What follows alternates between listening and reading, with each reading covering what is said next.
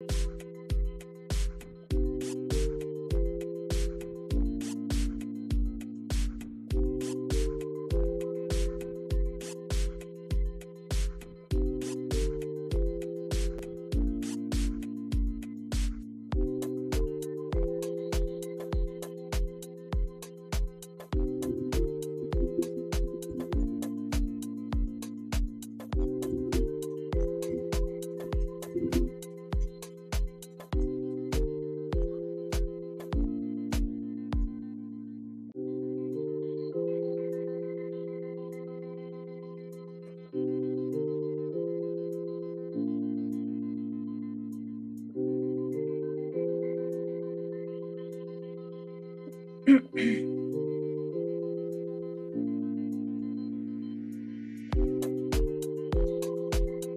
pausing for a second here, waiting for anyone to show up.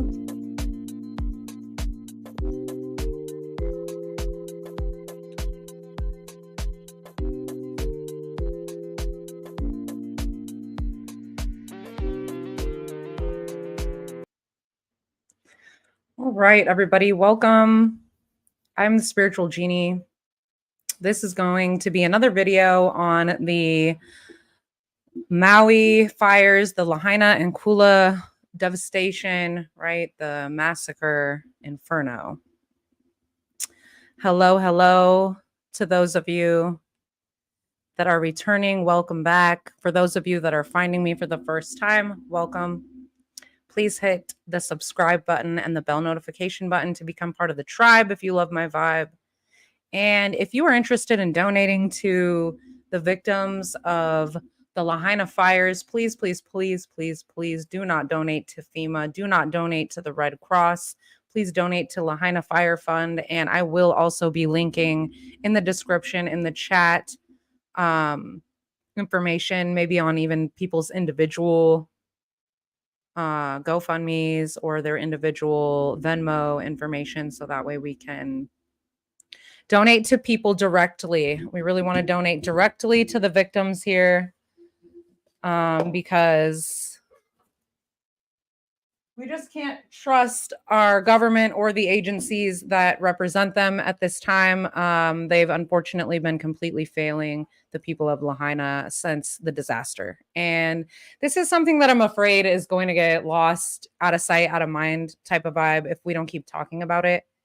And if you caught my last video, we did a huge expose, as you can see. I'm wearing my blue today. I've got my blue on, so I will be safe from the dew lasers, which we proved in our last episode are real, in fact, and being used by several governments around the world, at least 30. Our government is definitely using dew technology. I've found different news videos. I've found a lot of different things, right? But this whole event has been so sus since the start, with all of the terrible, just the lack of response, with the lack of, alarm systems. The children were home still from summer vacation. It was their last day, I believe, before they were to return home.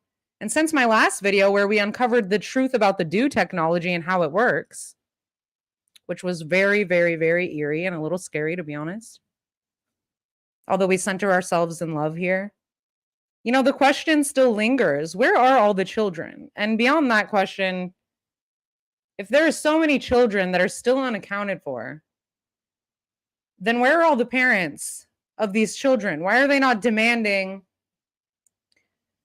answers, right? The reason why is because it's looking like it's possible that entire families were just wiped off the map, off the earth. I saw that, Miss Anonymous. I was just watching a video by Cinema Shogun. I think we can only depend on independent media at this point. I've been putting in a lot of hours of research into this, and any money that I make during any lives that I do in regards to this, because I think we're going to be on here for a little bit tonight. I've got a lot of stuff prepared, but then also, maybe we can go digging on our own and see what we can find. But I'm telling you, the things I've found, woo, the subject for tonight, y'all. You notice the background, my thumbnail. Okay. I've been able to create connections, right? All these big money, all these big money people, they're all connected some way or another. And I'm about to show you guys some TikTok videos that I compiled. Because honestly, lately, TikTok has been one place where you can hear from the locals, where you can really get the word on the street, right? I'd rather go to independent media any day right now. YouTube is heavily censored. The news is heavily censored. You cannot get the truth on there. What are these numbers that they're releasing? The population of Lahaina is over 12,000. So if that's the case, then we need all the numbers. How many survivors are there? And how many people are still missing? We've got to, come on.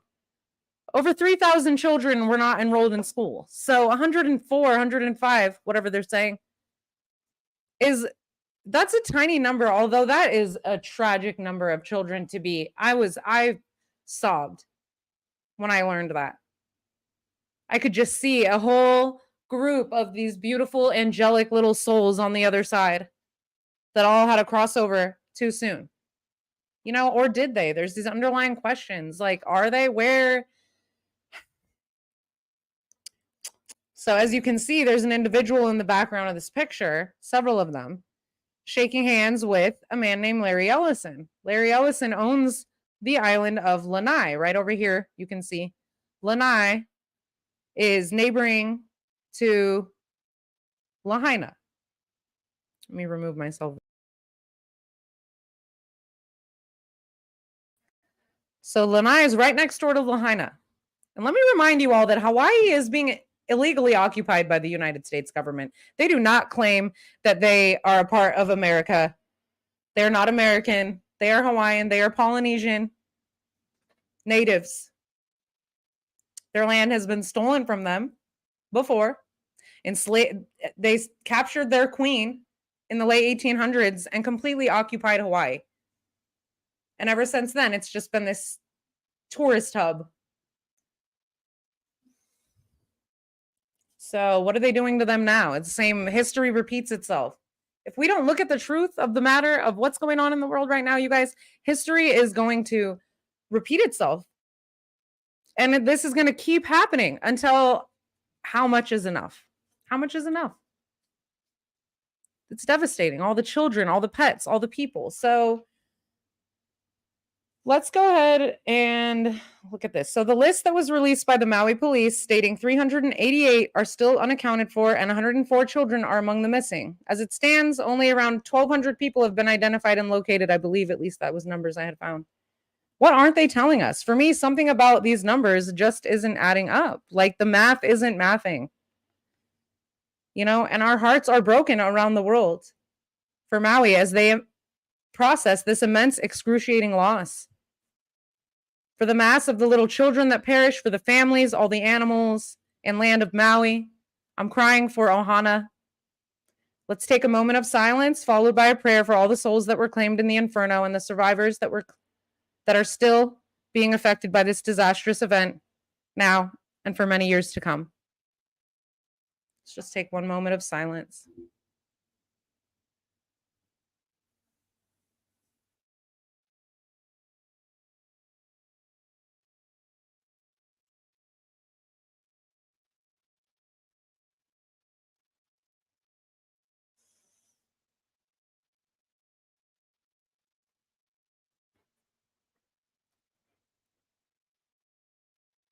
Lord God, protect the people of Maui in this perilous time.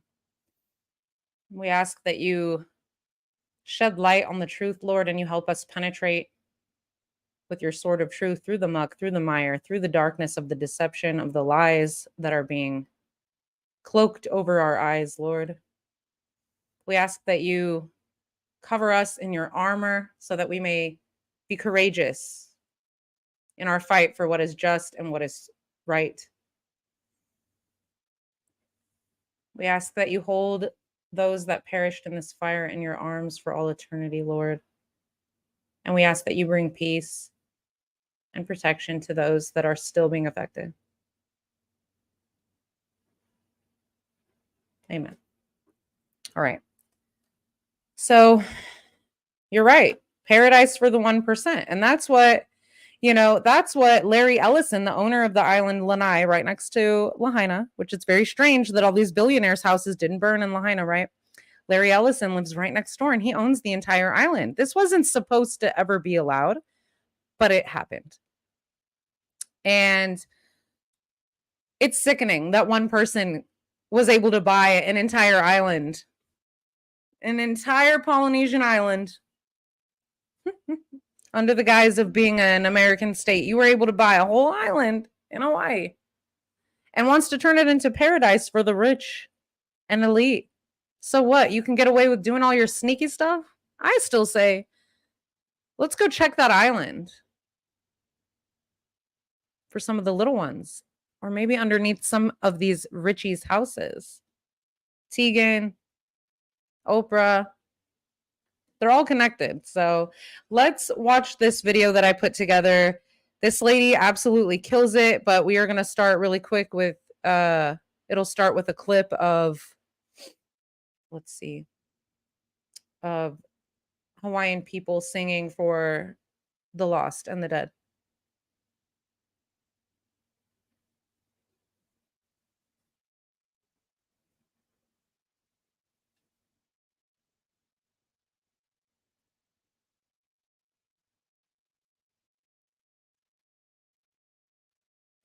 Hold on, what am I doing? Here we go.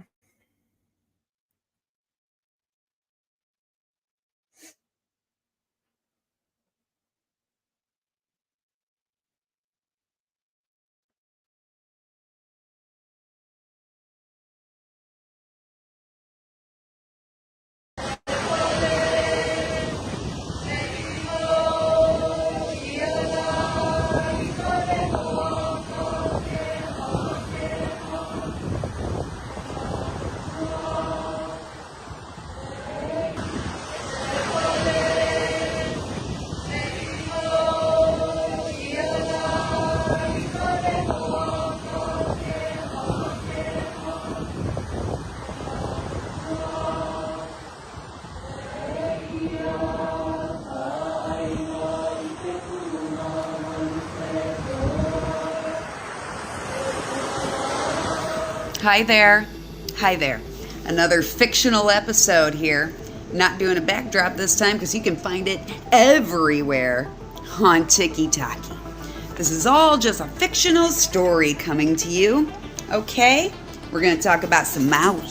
As you see, I have some notes because there really is just so much. You got a pen and paper? Let's do it. I want to start by saying, where can I get blue tinfoil? I thought tinfoil would be enough, but it needs to be blue and a certain shade.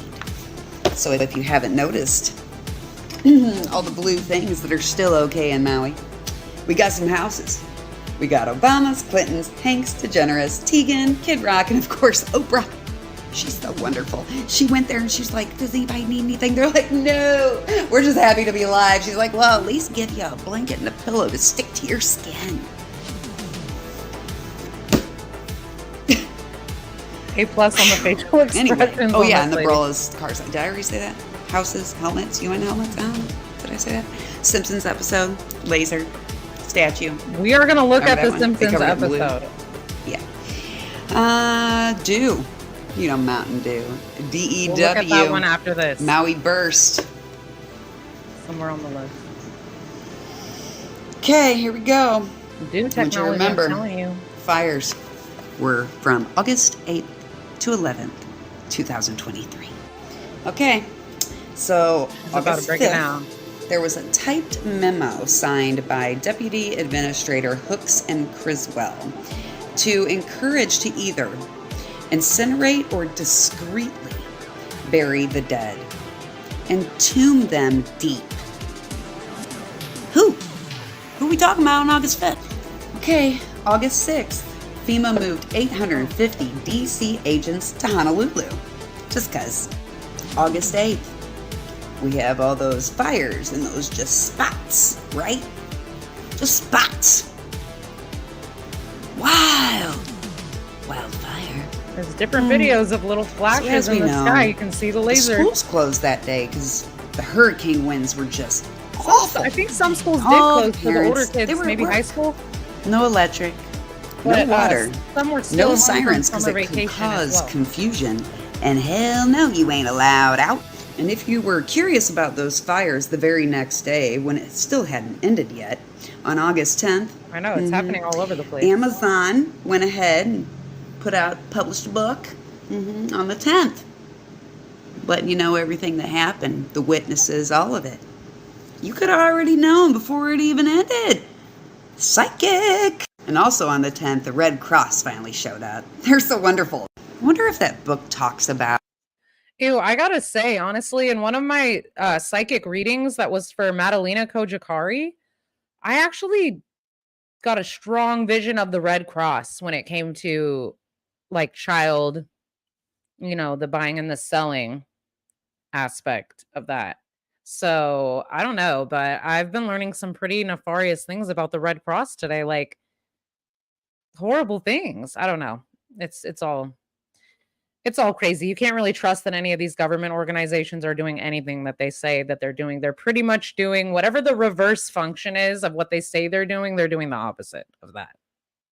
About how people from the other islands were coming to help, and they were like, no, didn't come from FEMA or Red Cross, so get the hell out. If I didn't say the name of the book, it's Fire and Fury. And I forgot to mention the Red Cross water made them sick.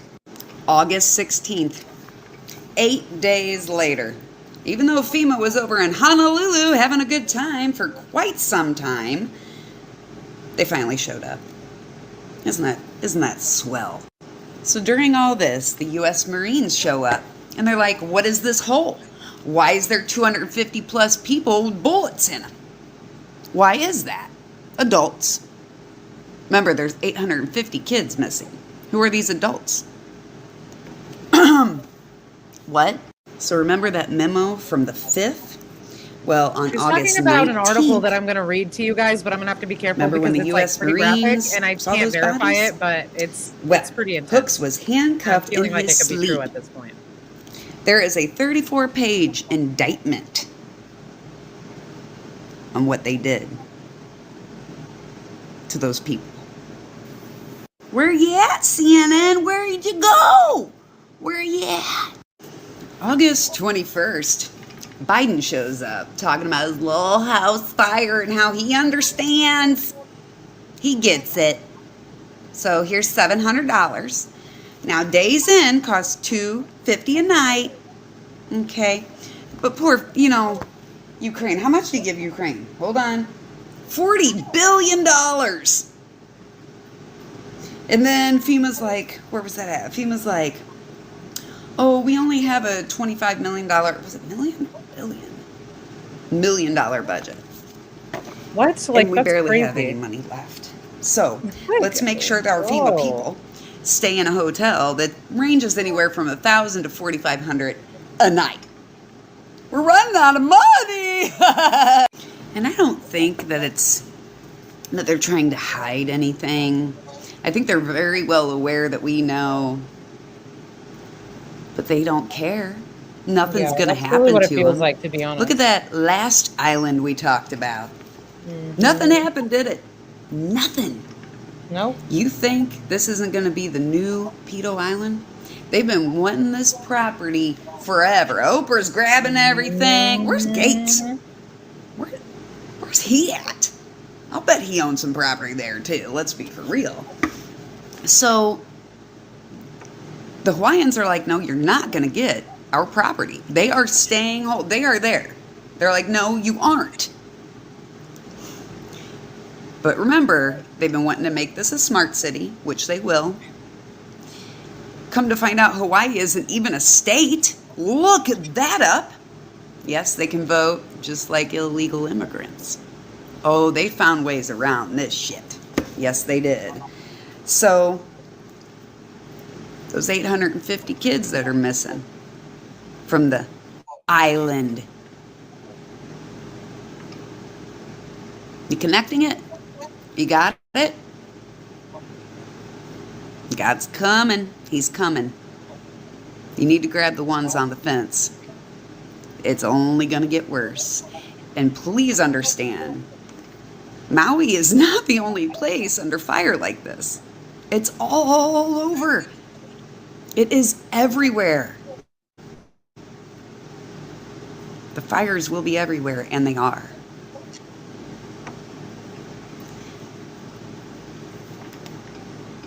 Wake up, Earth.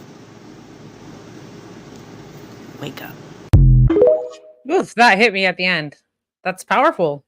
Do you guys know who owns the island right next to Lahaina? I'm talking about this whole island right next to Lahaina on Maui. So Larry Ellison, the co-founder of Oracle Corporation, acquired 98% of Lanai. But do you know who Larry Ellison is? Like, do you actually know? FYI, this is one of those videos that's not going to be up for very long. And I'm not going to say a lot of things, and you're going to see why pretty fast. I was just looking into which celebrities owned homes on Maui when I got distracted by this guy, who I'd heard of before, because he's the founder of Oracle Corporation. In 2020, the third largest software company in the world by revenue and market cap. And it sells database software and technology and cloud engineering systems. A lot of these kind of obscure things, kind of sounds like Google, but like what? FYI, this guy is the 4th richest man in America. He's richer than Warren Buffett. So I was reading about this man in America. A little confused. Like, I've heard of Oracle, but why don't I know buy a anything whole about island. it? On their Wikipedia page, there's this section about a class action lawsuit that alleges that Oracle has engaged in deliberate and purposeful surveillance of the general population, which tracks in real time and records indefinitely the personal information of hundreds of millions of people. I mean, how many hundreds of millions of people are we talking about? Bloomberg News reported that Oracle won a bidding war with the US-based companies to take over social media company TikTok's operations in the United States. Whoa. FYI, this is all made up and none of it is factual. Please don't take any of it seriously. It's not even real. Oracle was described as a trusted tech partner. There's public sources saying what they say. This is just Wikipedia. I think Oracle doesn't actually run TikTok in the US. Other sources seem to say that they just run the databases through which all of TikTok's data runs. So they have access to all of TikTok's data. This is the part where it kind of clicked. I was kind of wondering, what does all of this feel like to me? Well, it feels like a certain 3-letter organization, so I did a Google search. And it was actually right there in the Wikipedia article. Before he founded Oracle, he actually worked for these guys, making a different program under the code name Oracle. And the relationship ends there. That one finished. Then he founded this company that is not related to that 3-letter agency at all. Except I thought you should see this article, which is just the opinion of Matt Novak, published on this date, and it is not factual and it's not real. Just take it all with a grain of salt. But Oracle does allegedly take its name from that program. And this guy's critiquing an article in Vox that seemed to give the history of Oracle without talking about these ties. Brings up points like how Oracle seems to have an awful lot of contracts with the government, which is like totally normal. Obviously, these guys need databases. It's not a big deal. And I mean, Oracle needs contracts. It's not a big deal. And I mean, Larry Ellison has always been a big believer in the federal government maintaining large national databases, allegedly. This is quoted as him actually saying this, but he probably didn't. It's probably made up. The alleged quote reads, "The single greatest step we Americans could take to make life tougher for terrorists," this is post 9/11, would be to ensure that all the information in myriad government databases was copied into a single comprehensive national database. Creating such a database is technically simple. All we have to do is copy information from the hundreds of separate databases into a single database. A national security database combined with biometrics, thumbprints, handprints, iris scans, or whatever is best, can be used to detect people with false identities. I'm sure that's all it would, that is all it would ever be used for good. Only for good. Allegedly, for also, the good guys. Technology but a database like that probably doesn't exist. And Oracle is definitely not associated with that 3-letter organization. They just get lots of government contracts because that's. But where this is going also, I kept going and researching. Oh, I wonder if this super mega rich guy, Larry Ellison, who owned this crazy surveillance company called Oracle, I wonder if he knew Jeffrey Epstein, hence the shaking hands with him in this photo, right? And turns out that,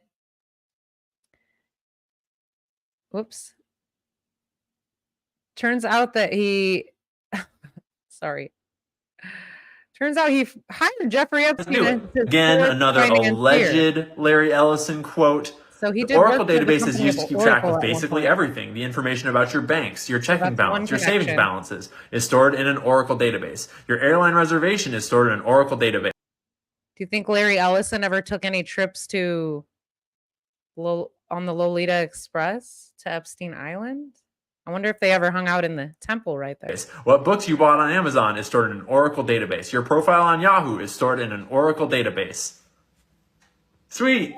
Everything's fine. For all you real conspiracy nerds, I highlighted something for you. Not the part where Larry Ellison is excited about AI. If you know, you know. I'm genuinely not actually trying to say that this is connected to Maui at all. Yeah, that's not what this video is about. It's just how I stumbled across this rabbit hole. Was because Larry Ellison owns this whole island across the water, and he's apparently turning into like some really rich person like resort right here for like the ultra wealthy to go and have spa days. Did you know Oprah Winfrey has been securing Maui land like it's a trending bestseller? In just 2023, So we've got that guy who owns an entire island. We're gonna hear right now how Oprah owns what? Over 1,000 freaking acres.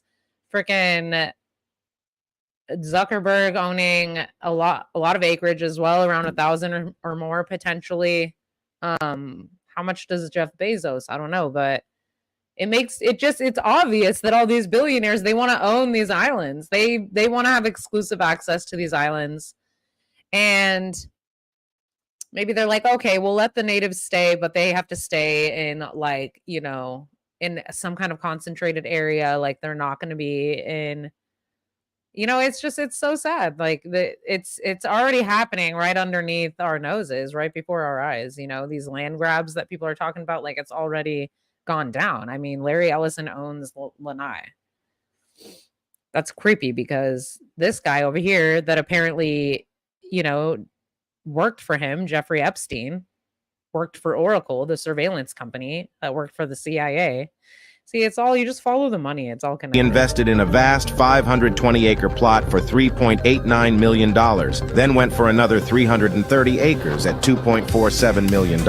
Not to mention the two 10-acre patches she bought in 2022 for $100,000 each. From a mere 100 acres in Maui, Oprah now commands over 1,000 acres. But here's the twist. Amidst this real estate surge, a sudden fire happens, destroying homes nearby, but leaving her vast terrains unscathed. Does that ring a bell? Think back to 2017. A deadly fire consumed homes near her Montecito mansion. Yet once again, Oprah's property emerged untouched. And after that event, she expanded her Montecito land holdings to a whopping 70 acres, even snapping up a 4-acre complex in 2019, which was decimated by mudslides shortly after the 2017 fire. The connections, the acquisitions, and the timing are definitely food for thought. Stay tuned with us for more mysteries and money tales. What do you think about these coincidences?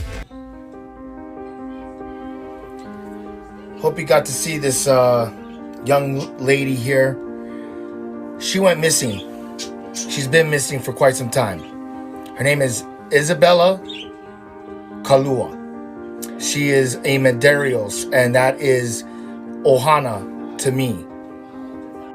Last time she was seen was in this neighborhood, this region in Waimanalo on the island of Oahu, which is on the east windward side of Oahu.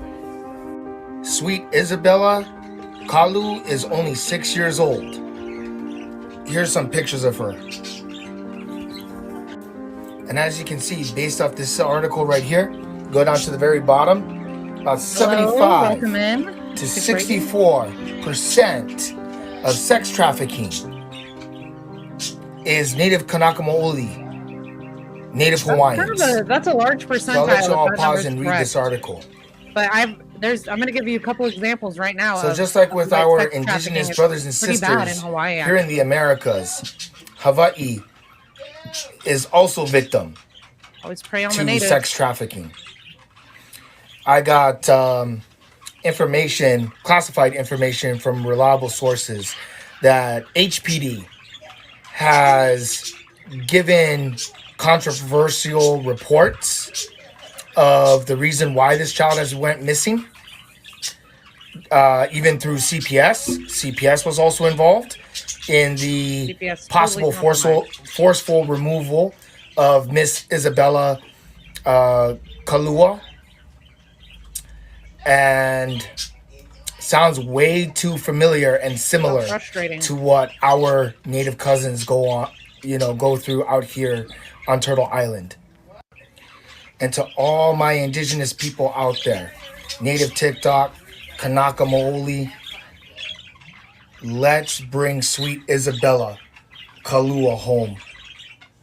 If you have any information regarding her whereabouts on the island of Oahu, let's bring her home. Let's not let her be another statistic of MMIW, murdered, missing Indigenous women. Let's bring her home. Indigenous are targeted and aloha. Drastically more. It's because, it does make sense that they would try to turn the Hawaiian Islands into a Jeffrey Epstein Island. I'm going to share the story of what I went through with a girlfriend on Kauai when I was living on the island of Kauai in Hawaii. I worked as a server, cook, server, cashier. I was like multiple things at this job. At the Moloa Sunrise Juice Bar in Moloa, Kauai, which is near Anahola. The boss who hired me there, who owns that restaurant, the Juice Bar, is Jeff. Can't think of his last name right now, but I bet I could find it. Anyway, he owns Moloa Sunrise Juice Bar, and Jeff is actually a part of a human trafficking, sex trafficking ring on the island of Kauai. Mark Zuckerberg is also a part of this same human trafficking, sex trafficking ring on Kauai, currently happening right now. Now, when I worked at the Juice Bar with my girlfriend, she was the manager at the time. I won't put her name on here because I know her story is very sensitive, so I'm just going to share what happened to her and exclude her name for her protection. She told me when I got hired on the job to watch out for Jeff. And she said, why? She said, if he ever asks you to come to his house for a paid massage, don't do it. She said, whatever you do not do it. It's not worth it. She's like, I would know. She told me this on my first day of training, and I was really confused, wait, what? Because I was just I thought we're supposed to be training. I'm this has nothing to do with my training, but I could tell she was genuinely concerned about my well-being and safety working at the juice shop, so I had to be curious about where was this information coming from. She later told me how she was a slave. She was a trafficking slave in the ring on Kauai. That's how it happens, and it's not too hard to slip into the reason how she got involved into the ring was because I'm a massage therapist. I've definitely been approached by people with money, is giving massages. So when Jeff came to her at the smoothie shop, telling her to come to his house, imagine you accidentally get yourself mixed up in that, and she just thought, oh, what a nice way to make it's really not that hard. Came to find out, she all these powerful people that are doing this, and all these people that are working for this into a sex trafficking, human trafficking industry. Jeff was only hiring young girls at the smoothie shop, and that's why I got hired, because I was young, single, pretty female. All the girls that were there were young, single, pretty females, whether in high school, college age, whatever, very young. Jeff would even tell us, oh, wear whatever you want. You can wear booty shorts, you can wear shorts, you can wear tank top, you can wear whatever you want here. He would literally say that. You can wear tank top, you can wear shorts, even if they're super short, it's okay. Wear what you want. Ew. He was encouraging for us to show off our ass, our boobs. Something very inappropriate to, tell your employees at a juice bar. Anyway, so back to my girlfriend. She got abused in this ring for years, and she told me how she was scared for her life, and she was doing everything she could to escape, but that there was nothing she could do to escape the ring living on the island. It was above at the tippy top, you have people above the law, above the, island. So all she could do was try to protect the girls at my job and anybody else who was affiliated with Jeff, to try to keep all these women and young people and children away from him. It got so bad, her being a slave on this human trafficking ring on Kauai, that she fled the island. Weird, because I was thinking about moving out there, free and started to Hawaii, and I'm just that was the only way. That was the only way for her to be set free of it all, was to leave the island. Human trafficking ring. Because they were trafficking her and threatening her life. This is on the island of Kauai. And she told me this story back in like 2016, okay? This has been going on for years, human trafficking on the islands, but especially it was going on Kauai because of Mark Zuckerberg is one of the main people involved with this being a thing. The private beaches they own, this is where they transfer the women and the children on boat. Oh my. The private beaches that nobody has access to except the people who own that property. And that's how they get away with it, because nobody sees anything going on the private beaches unless like you're on a boat or something, or you're hiking somewhere that has a view. But yeah, this is why I wanted to bring up my point about Maui and Lahaina, because I know Mark Zuckerberg and Oprah have something to do with all these human trafficking rings going on the Hawaiian Islands. Kauai was the first one I knew of, but now Maui. I can't even tell you how many locals on Kauai back when I used to hitchhike, because hitchhiking was a thing, you know, on the island, and during that time too. I can't tell you how many people, how many locals in Kanaka would tell me, please don't like do hitchhiking for the long term, or you're gonna get trafficked on this island, you're gonna get kidnapped, because they're like, we see it happen to so many women and like children going missing on this island. So they're like, they said especially don't hitchhike at night. The locals would always tell me that don't hitchhike at night, try not to hitchhike, like hitchhiking is so dangerous for young women. I would not nowadays, no freaking way. It's real. And they want to make the Hawaiian Islands like the Jeffrey Epstein Island. And that's why I'm speaking out about it, because dude already owns Lanai. They're doing it. This needs to get blown up like now. So freaking freaky, man. Shout out to her. Thanks for putting yourself on the line and exposing the truth. She even actually did name someone there, it seems. Oh, what happened? Oh, okay. So that was the end of that one. Ooh, okay, so those are all videos from real people, right? A lot of information, firsthand accounts, people making connections, observations, you know, doing that research and just putting the puzzle pieces together, because like we've already been talking about, you know, we're not getting the full story. Let's see where we're at now. I want to show you guys that. Ooh, I don't know if they're gonna, whatever, I don't care. They demonetize me. That's totally fine. I'm not trying to get paid for this. If anyone does want to donate, the only thing I care about is donate to Lahaina Fire Fund, or go to Hawaii Real Estate and watch some of his videos, and go donate directly to any victims of the I'm not even calling them wildfires. I'm calling it like it is. Okay. From the Maui Massacre Inferno. All right. Go.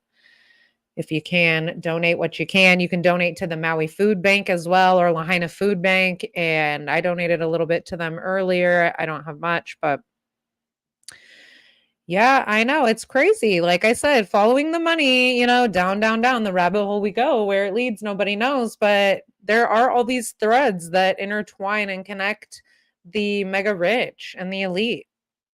So sometimes people have so much power that they can control the media, and they can really like sway and twist, you know, what's being said out here. So we don't get the full story or the full scoop, which is why we really have to go digging and do digging. And yes, there are fires burning all over the place right now. Like Canada has been being devastated. People have lost their homes. Like they were not evacuated in certain places. There's so much going on right now. Like I don't think, you know, who was it that said, it was Cinema Shogun once again, who said like, you know, they're going to keep us distracted with one thing after another. It's going to be one thing after another to keep us distracted.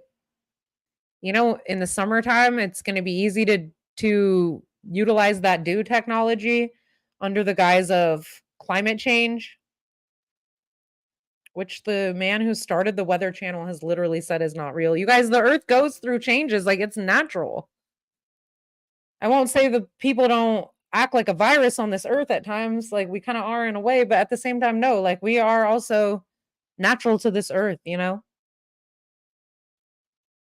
So, okay. Arson. Yeah. I mean, they're actually, I think I have a video of one of the locals who was like was he homeless? No, but he's a local guy. And he was showing a spot where he said the dew, he was saying that that's where the dew laser hit. And it was like little blotches that were like kind of, it was weird. They were like following this line in the area where he was. So who knows? But he said he saw it hit the ground. All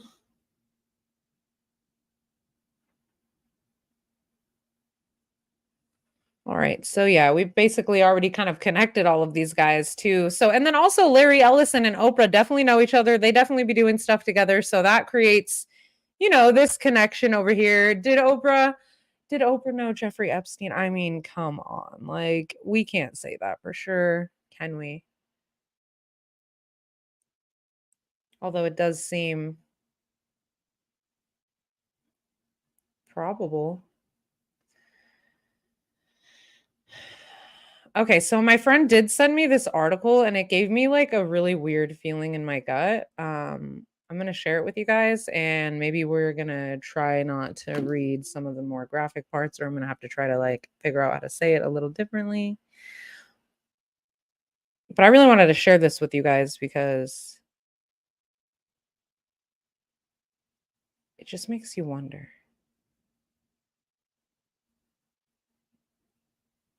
Okay, this article is on this website, Real Raw News. And I cannot verify this.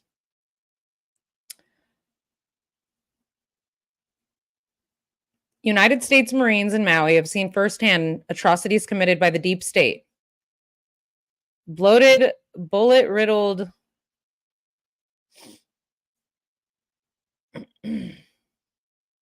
I can't say it. Floating face down in a crimson tide, Hawaii National Guardsmen rummaging through the pockets of dead islanders and tourists, FEMA and the Red Cross forbidding citizens access to nearby food, water, and shelter. On Front Street in Lahaina, a uniformed police officer shoots a pedestrian in the back for unknown reason. The cop then spots a bystander filming the incident on a cell phone and shoots him too. A bullet strikes him as he digs into his pockets and tries to yank a wedding band off his finger. He touches his hand to his forehead and glances at the stained fingers in disbelief. He slumps over, his pistol falling from his other hand. He was the fifth deep state cop Marines had killed since arriving in Maui late Wednesday afternoon. And now remember what that lady was saying in the beginning. She was talking about a weird, there was a memo or a note, there was a memo or like this, what was it? Like, what did she say exactly? I can't remember. It was like a memo and it had said something about bury them deep.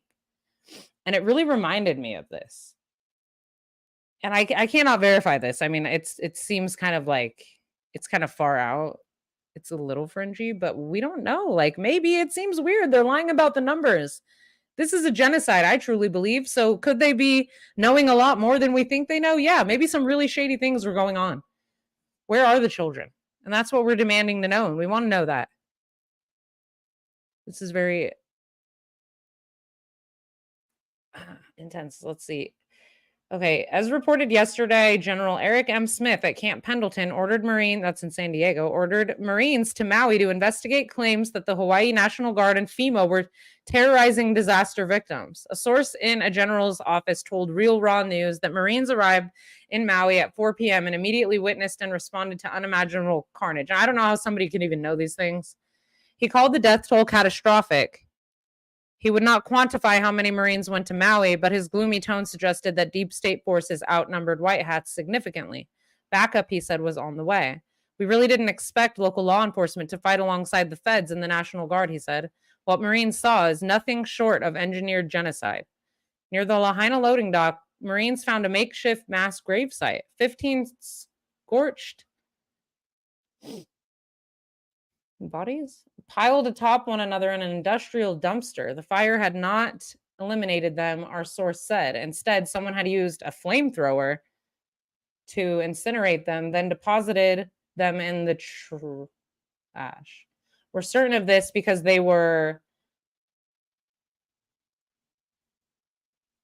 taken out by a bullet first, our source said. No doubt the media will end up saying fire took them out. They were taken out by force, and yes, children too. After dark, Marines happened upon a FEMA National Guard encampment where agents and guardsmen were divvying up ill-gotten loot, undoubtedly pilfered from the victims. The criminals sat in a collapsible mesh chairs illuminated beneath standing LED lamps, arguing who would get which stolen items.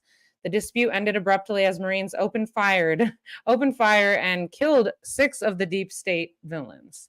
So yeah, it's definitely seeming like a little fringy, but at the same time, I mean, at this point, who knows, right?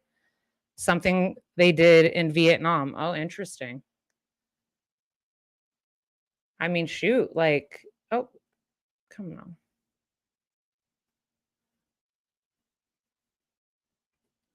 Okay, so General Smith's rule of engagement, weapons free, our source said. Weapons free is military jargon, allowing Marines to engage hostile targets at will. Elsewhere, a Marine Scout sniper squad saw cops and guardsmen hurling corpses scattered about the sidewalk into a garbage truck, as if the dead were disposable trash. The Marines unleashed a hailstorm of automatic fire that quickly took down their targets, but not before a Maui police officer's lucky shot claimed the life of a valiant Marine. 13 engagements Wednesday night, including a running firefight against a heavily armed National Guard platoon. Battle damage assessments are still coming in. This says free speech and alternative media are attacked by the deep state. Real Law News needs reader support to survive and thrive. All right, so yeah, raw news. Okay, sorry, that was intense, but my friend sent me that, and even he later was like, he was even later saying like, okay, like there's no way I can, like, I can't verify this, but nonetheless, I mean, it's, you know, there's like probably truth in that. I think it could be.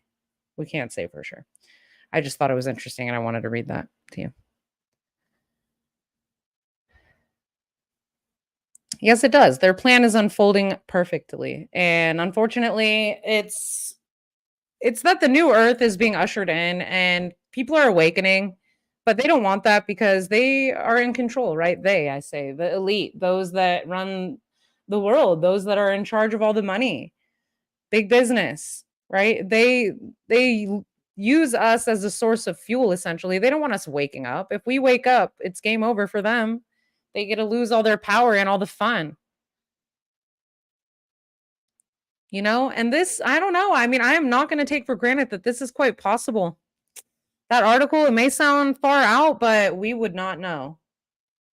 We're not going to know the covert stuff, right? And obviously, we're not going to rely on the government to tell us. Okay, let's see. I want to take a look at the Simpsons video really quick, you guys. I'm not even kidding. This thing is trippy. Like, it's going to... It literally, this Simpson episode, okay, it literally does mirror the freaking... It mirrors what happened in Maui. Like, it's pretty wild. So let's take a look at that. Right down to the blue umbrellas. I honestly shite you not. What's this? Okay, no.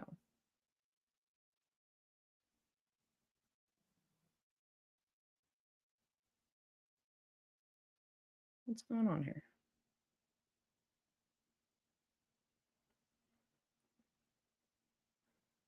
Okay, let me click this one. I think I should be able to search for it. Watch me get freaking copyrighted. Oops, what? Pause.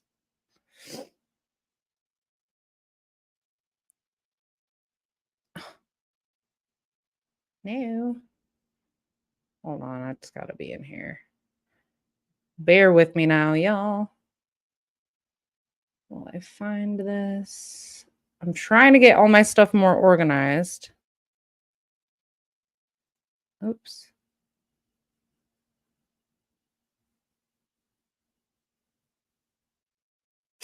Where did I put that one? I could have swore. Didn't I move it all? No. Gosh. Okay, this is stupid. I want to be all succinct here for you guys. There it is. Open.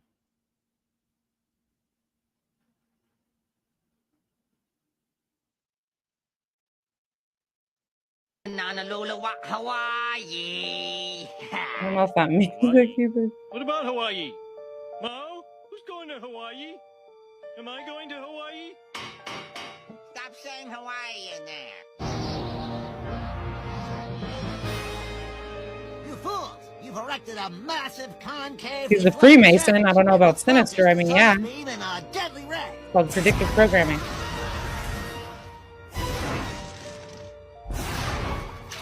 It's like, really? Come on now.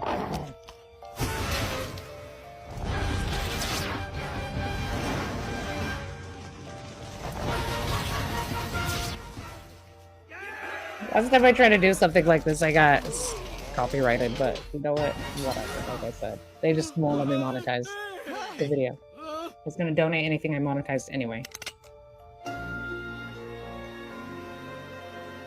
First off, I'd like to thank the good people at Tianjin Smelting and Mining and Look at the blue umbrella for neutralizing us. Look at that. That is exactly what the umbrellas looked like from an aerial view. Like that's exactly what they looked like.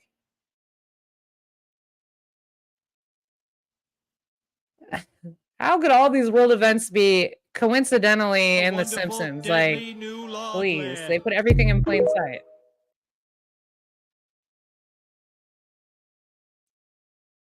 The whole laser beam and everything. Are you effing serious? Like, come on, man. If you can't see it now, I don't think you're gonna ever be able to see it.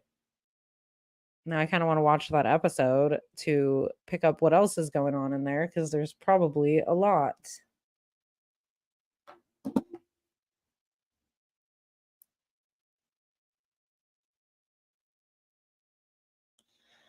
Let's see. Okay, 52 minutes we've been going. I think I'm gonna just end this video with footage. It is sped up, but it's by it was the emergency county council meeting where all the locals got to speak, and honestly, it was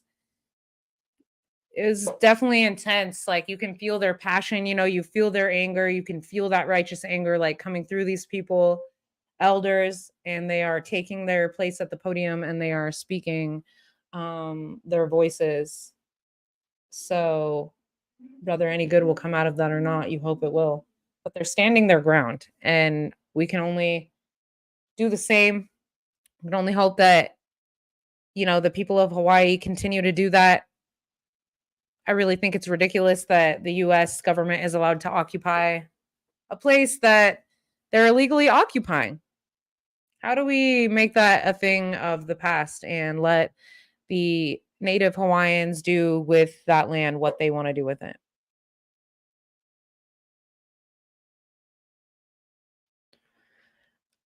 Yeah, I'm telling you, my cousin has been watching The Simpsons like forever, and we used to literally watch that show like every day. And now that, I swear, it's just like every world event, every major event, like you can predict it. Well, also with, the East Palestine disaster, there was the Netflix movie White Noise. Come on, they used people from the town as extras. Then they crashed a literal train into the town just like it happened in the movie.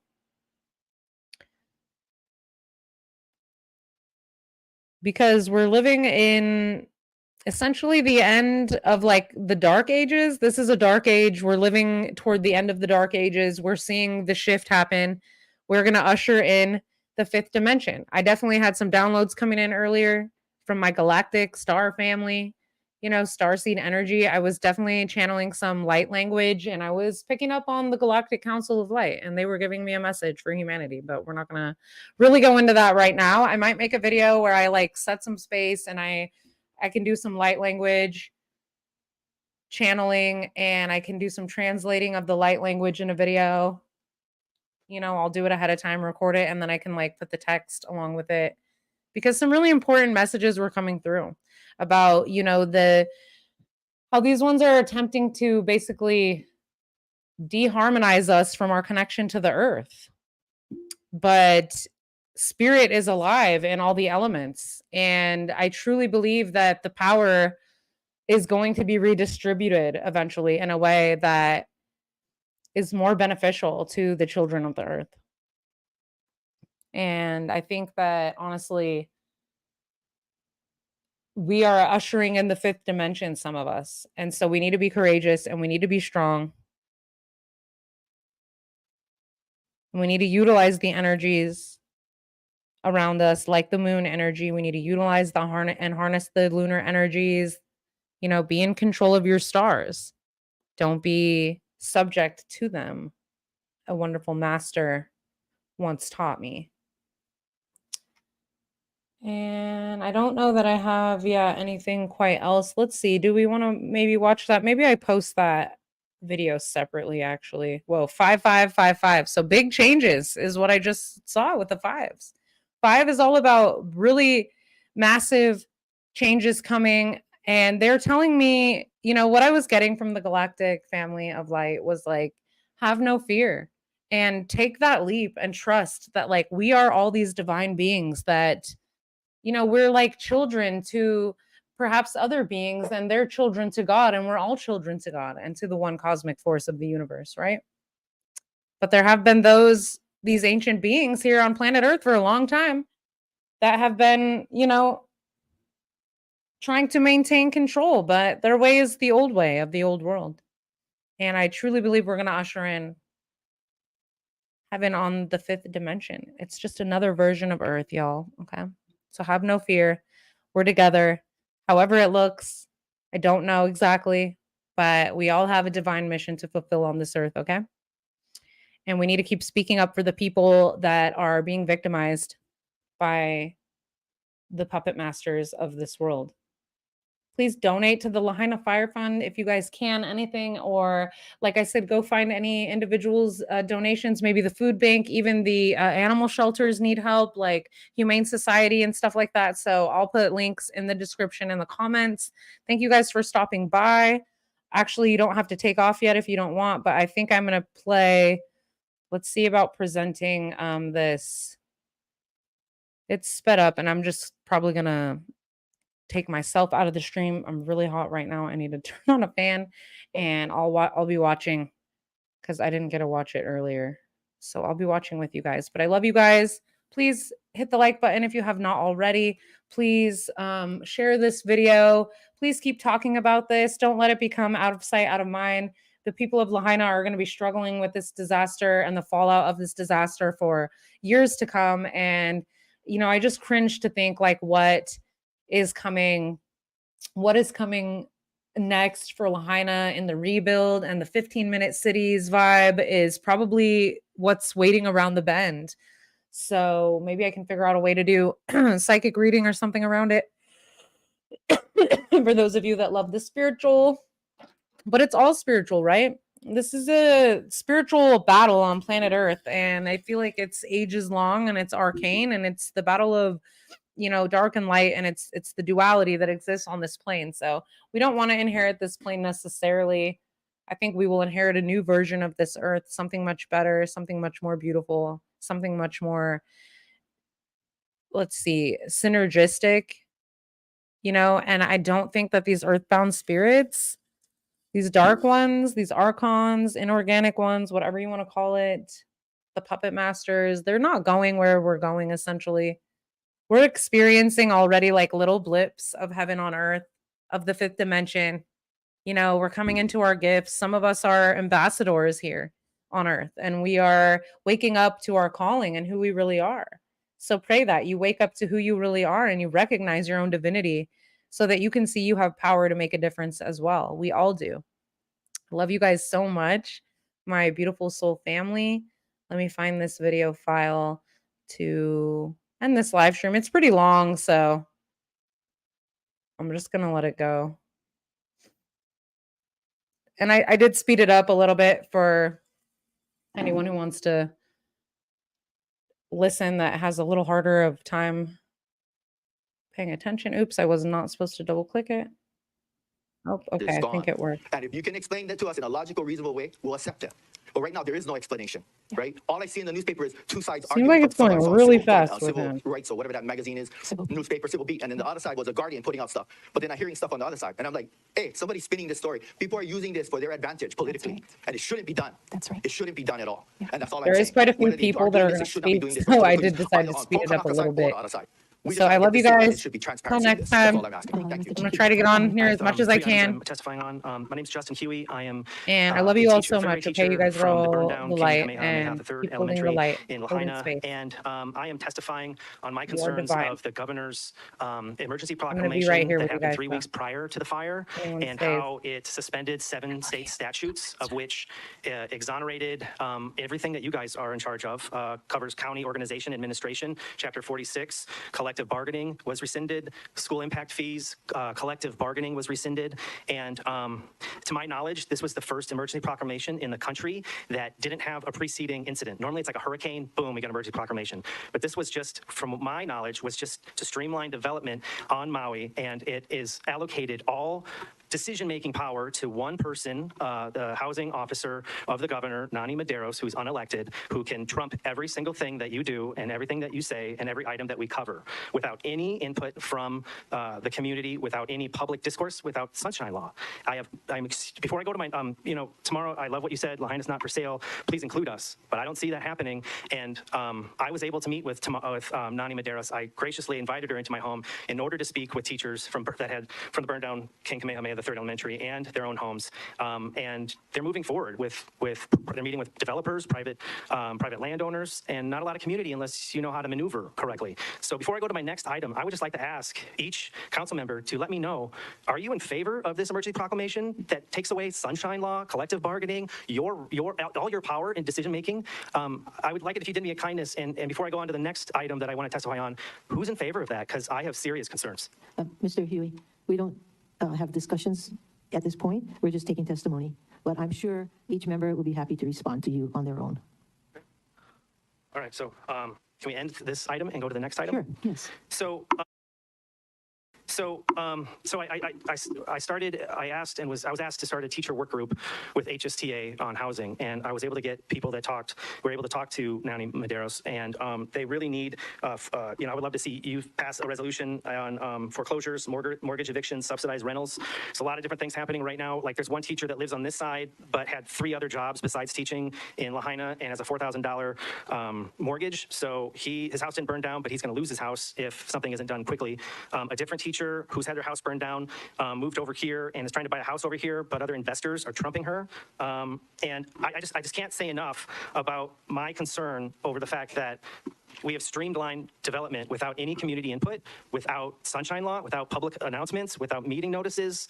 I just can't say enough. Everything that you do can be trumped by one person who's unelected and has no community input. And for me, I just think that, I wouldn't know why.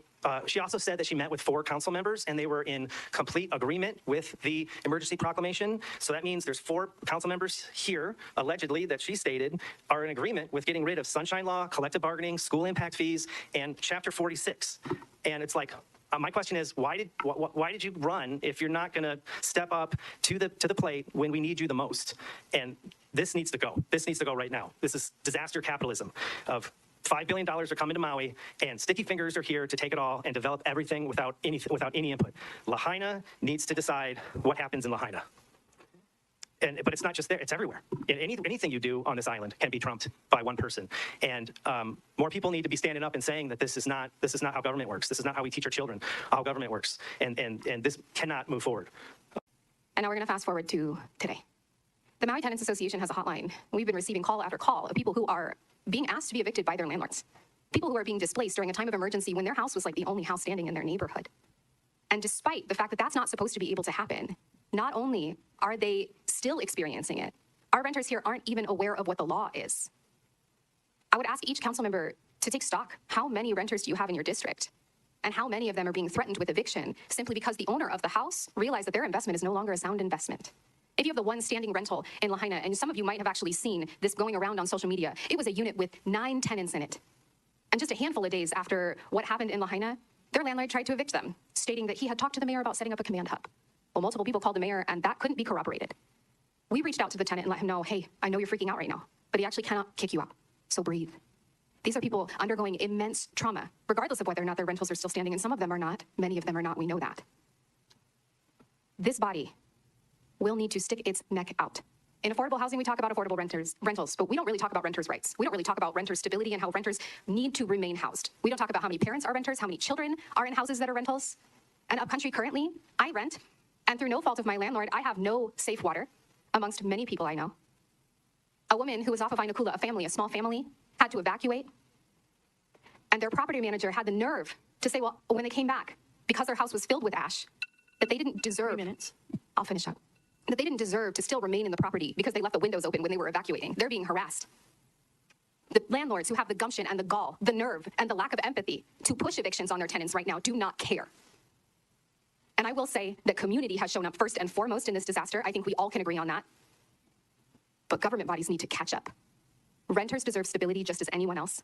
And with everyone displaced from Lahaina, at this point, after the emergency proclamation is gone, you can charge whatever you want for a rental because the demand is so high. Please consider us. The Maui Tenants Association will not stop fighting for Maui's renters. We are here for you. If you're listening to this, 808-444-1119. We have a hotline for you. Please call us. We are standing for you. We are not going to lay down. And I hope that this body, especially in areas that have been affected and areas that haven't been affected, stick your neck out for us because we're going to ask you to do it. So my cell, or you can call my office. Yeah, I've got both those numbers. Thank you. Work in this crisis, a lot of work for you guys. My name's Anthony Sands. I own a company called Above Earth. We offer quick setup, sustainable, off-grid, temporary and long-term housing that's International Building Code approved, hurricane, and earthquake and seismic, and also fire. We can set these up on unimproved land anywhere in the state of Hawaii in 24 to 48 hours, and we respect. I'm still here, by the way. Sustainable, I mean no external power, no sewer, no septic needed, no external water.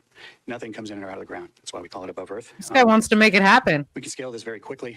Within 60 days, we'll be shipping. Maybe some of the billionaires could just donate a little bit of money. You could make this type of project happen very easily for the people that are displaced. They can have kitchens and everything, so it's a semblance of a house.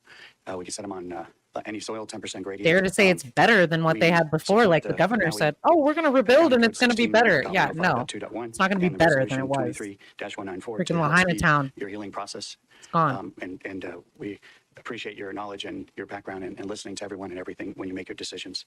Please let me know how we can help you and your constituents recover more quickly. So if you have any questions, I'm here. Thank you. On this project for many years and have very, very good success rates. Our water follows Swedish purity standards for water, which is one of the highest purity standards in the world. I'm here to testify on 23-194. I am so sorry. 20 years of testifying and bringing education to this community.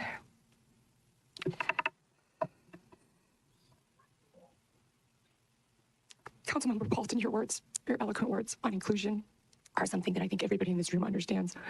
Sherry Yamana is intimately involved with and has worked tirelessly for inclusion, and that those who are in the positions are intimate in those moments and have to be at the table. And throughout this new crisis, Sherry Yamana's voices again have been eliminated because we have the roadmap to what is going to happen to so many of these people in Lahaina. Many people are not going to recover, and there's no systems in place currently to help them from falling into this despair. I come today to request that the mayor walk back his policy as of 7/20, his policy on addressing unsheltered residents in Maui County. I ask that you heed the comments of many of the previous testifiers, which indicate the ability to eliminate the wisdom that is in this community.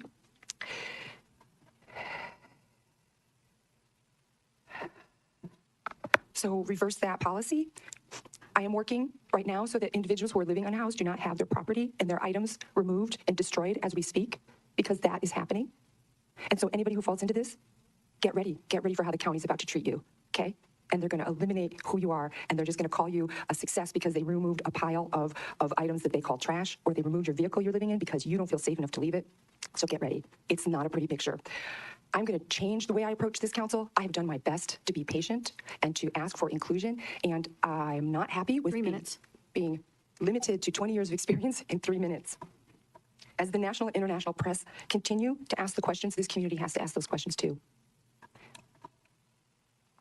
I am working with easily 20 people that got housed during this as collateral damage.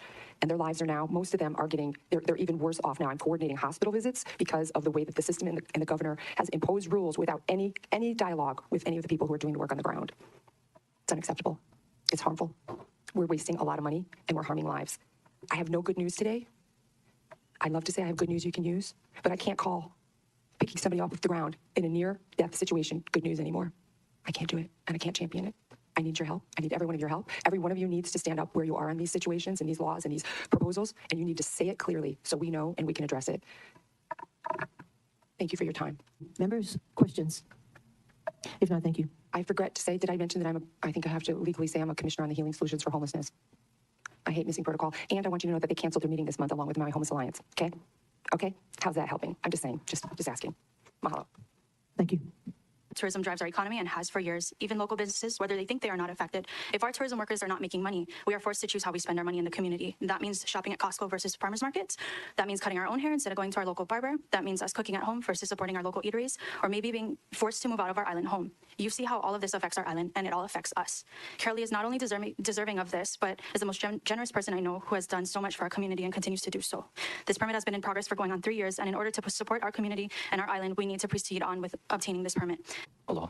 Aloha, esteemed Council Chair, Council members. My name is Colin Aquino, and in the interest of disclosure, I'll advise you that I'm a battalion chief in the Maui Fire Department and the commanding officer for Wailuku, West Maui, Molokai, and Lanai. I didn't really come here with a plan to speak. I just kind of saw the sign up and did, and I wanted to just share some of my, and so I advise I'm speaking on my own behalf, not on behalf of the Maui Fire Department. But I just want to share some of my general impressions of what's happened over the last 10 days from a unique perspective. And the one thing that I will say and share is that you have all seen that our community response has been tremendous. It's been incredible.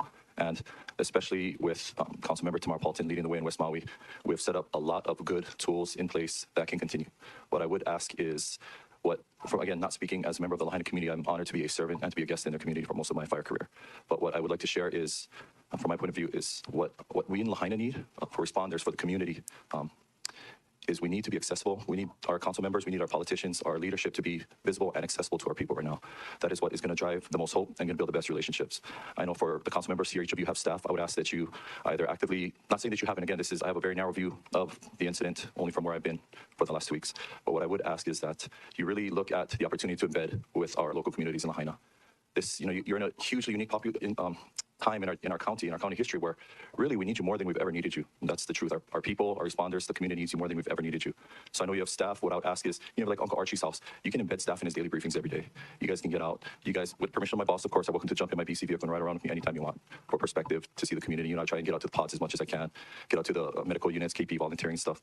So really that's the impression that I want to leave is, as much as possible to be visible and accessible to everyone as best you can right now. I know that's asking a lot because we're already asking so much of you, but the best you can do, we'll take any of it. And so the last thing I'd like to say is when you chose to run for these seats and when you were elected, you chose to be, you chose to be representatives of the people you serve. The way our elections work, those people include Lahaina. And also, I would ask, for not just Kanaka, non-Kanaka council members here, when you chose to be elected, you didn't just choose to serve the people, you chose to serve the land because that is what Hawaii is. And you're in a unique place where Hawaii, the land, and the people are one. So please keep that in mind. And again, much aloha for all the work that you guys have been doing and that we will ask of you in the future. Thank you. My name is Daniel Lang. I'm the CEO of Cafe LA Restaurants here in Maui. We've been a family-owned business operating for 26 years since my mother and father-in-law, Dana and Michael Pastula, started it in Makawao in 1997. I'm here today representing our family in support of the Higashino family and their struggles with permitting for their White Orchid Beach House in Makena, and just asking for your consideration. Cafe LA Restaurants employs approximately 250 people, and this partnership we've had with the Higashino family is absolutely vital to our operations. Since the first days, we partnered with her, and they provide catering services for hundreds of events in Maui. Carolee and White Orchid Weddings has won multiple local and national awards for their outstanding events, as well as their business ethics. She's a pioneer in this industry. We've already seen a dramatic slowdown in business. We've made layoffs, and there's uncertainties with us and other partners in our industry. We're doing our very best to keep people employed. We have random projects. We're supporting people on the west side and first responders, but those are all short-term as we look to bring visitors back to this island. Her beach house in McKenna is a perfect example of what's needed to help bring back guests to this island. Madam Chair, if it's all right with everyone, I'd like to give a puling. Because I am Lapa'au. Members, no objection. No objections. Okay, Ho'oponopono, Ha'ola, Lapa'au begins and ends with people. So what I see is we gather together, we talk story because this is part of the healing. Okay, but there's a pilikiado. In Honolulu Star Bulletin, August 18, Hawaii Electric got blamed and criticized because they started, the fire started from a down electric power pole that created the fire, Lahaina and Kula. Someone complained Hawaiian Electric should have turned the power off during high winds, and there was a red flag warning. condition for Maui County. They still would have been blamed if something else happened, if they did shut the power off. A retired judge from our country blamed and suing Hawaiian Electric Company because his house got burned down. Imagine the problems of people, life support device, system not working, and traffic intersection gridlocks. Another county council got blamed. There wasn't enough water in the reservoir tank to kill the fire. What would happen if we were to use all the freshwater resource to kill the fire? That county official resigned from his position because he felt responsible. Why didn't someone blame the National Guard? Because they waited after the wind died down. Another county official got blamed because the warning siren never went on. He still would have been blamed if people ran into the fire of thinking a tsunami warning. On Google's internet that showed videos of people standing and wandering about on Lahaina Front Street. What happened to common sense and people helping people? Listening to the many people that I was impacted by the fire as I was giving massage therapy treatment at Maui Memorial, I realized there are people with common sense that take action and people helping people. It is just that you don't see them, but they are there. They are the ones that takes action. They are not the ones complaining, criticizing. They are the silent ones, doing what needs to be done, taking action.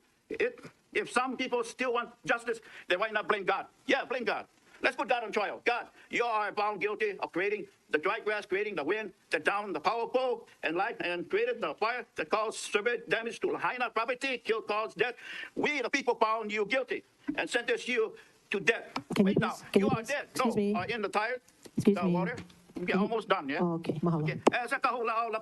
Do you like how he just snuck that in there? We sentence you to death.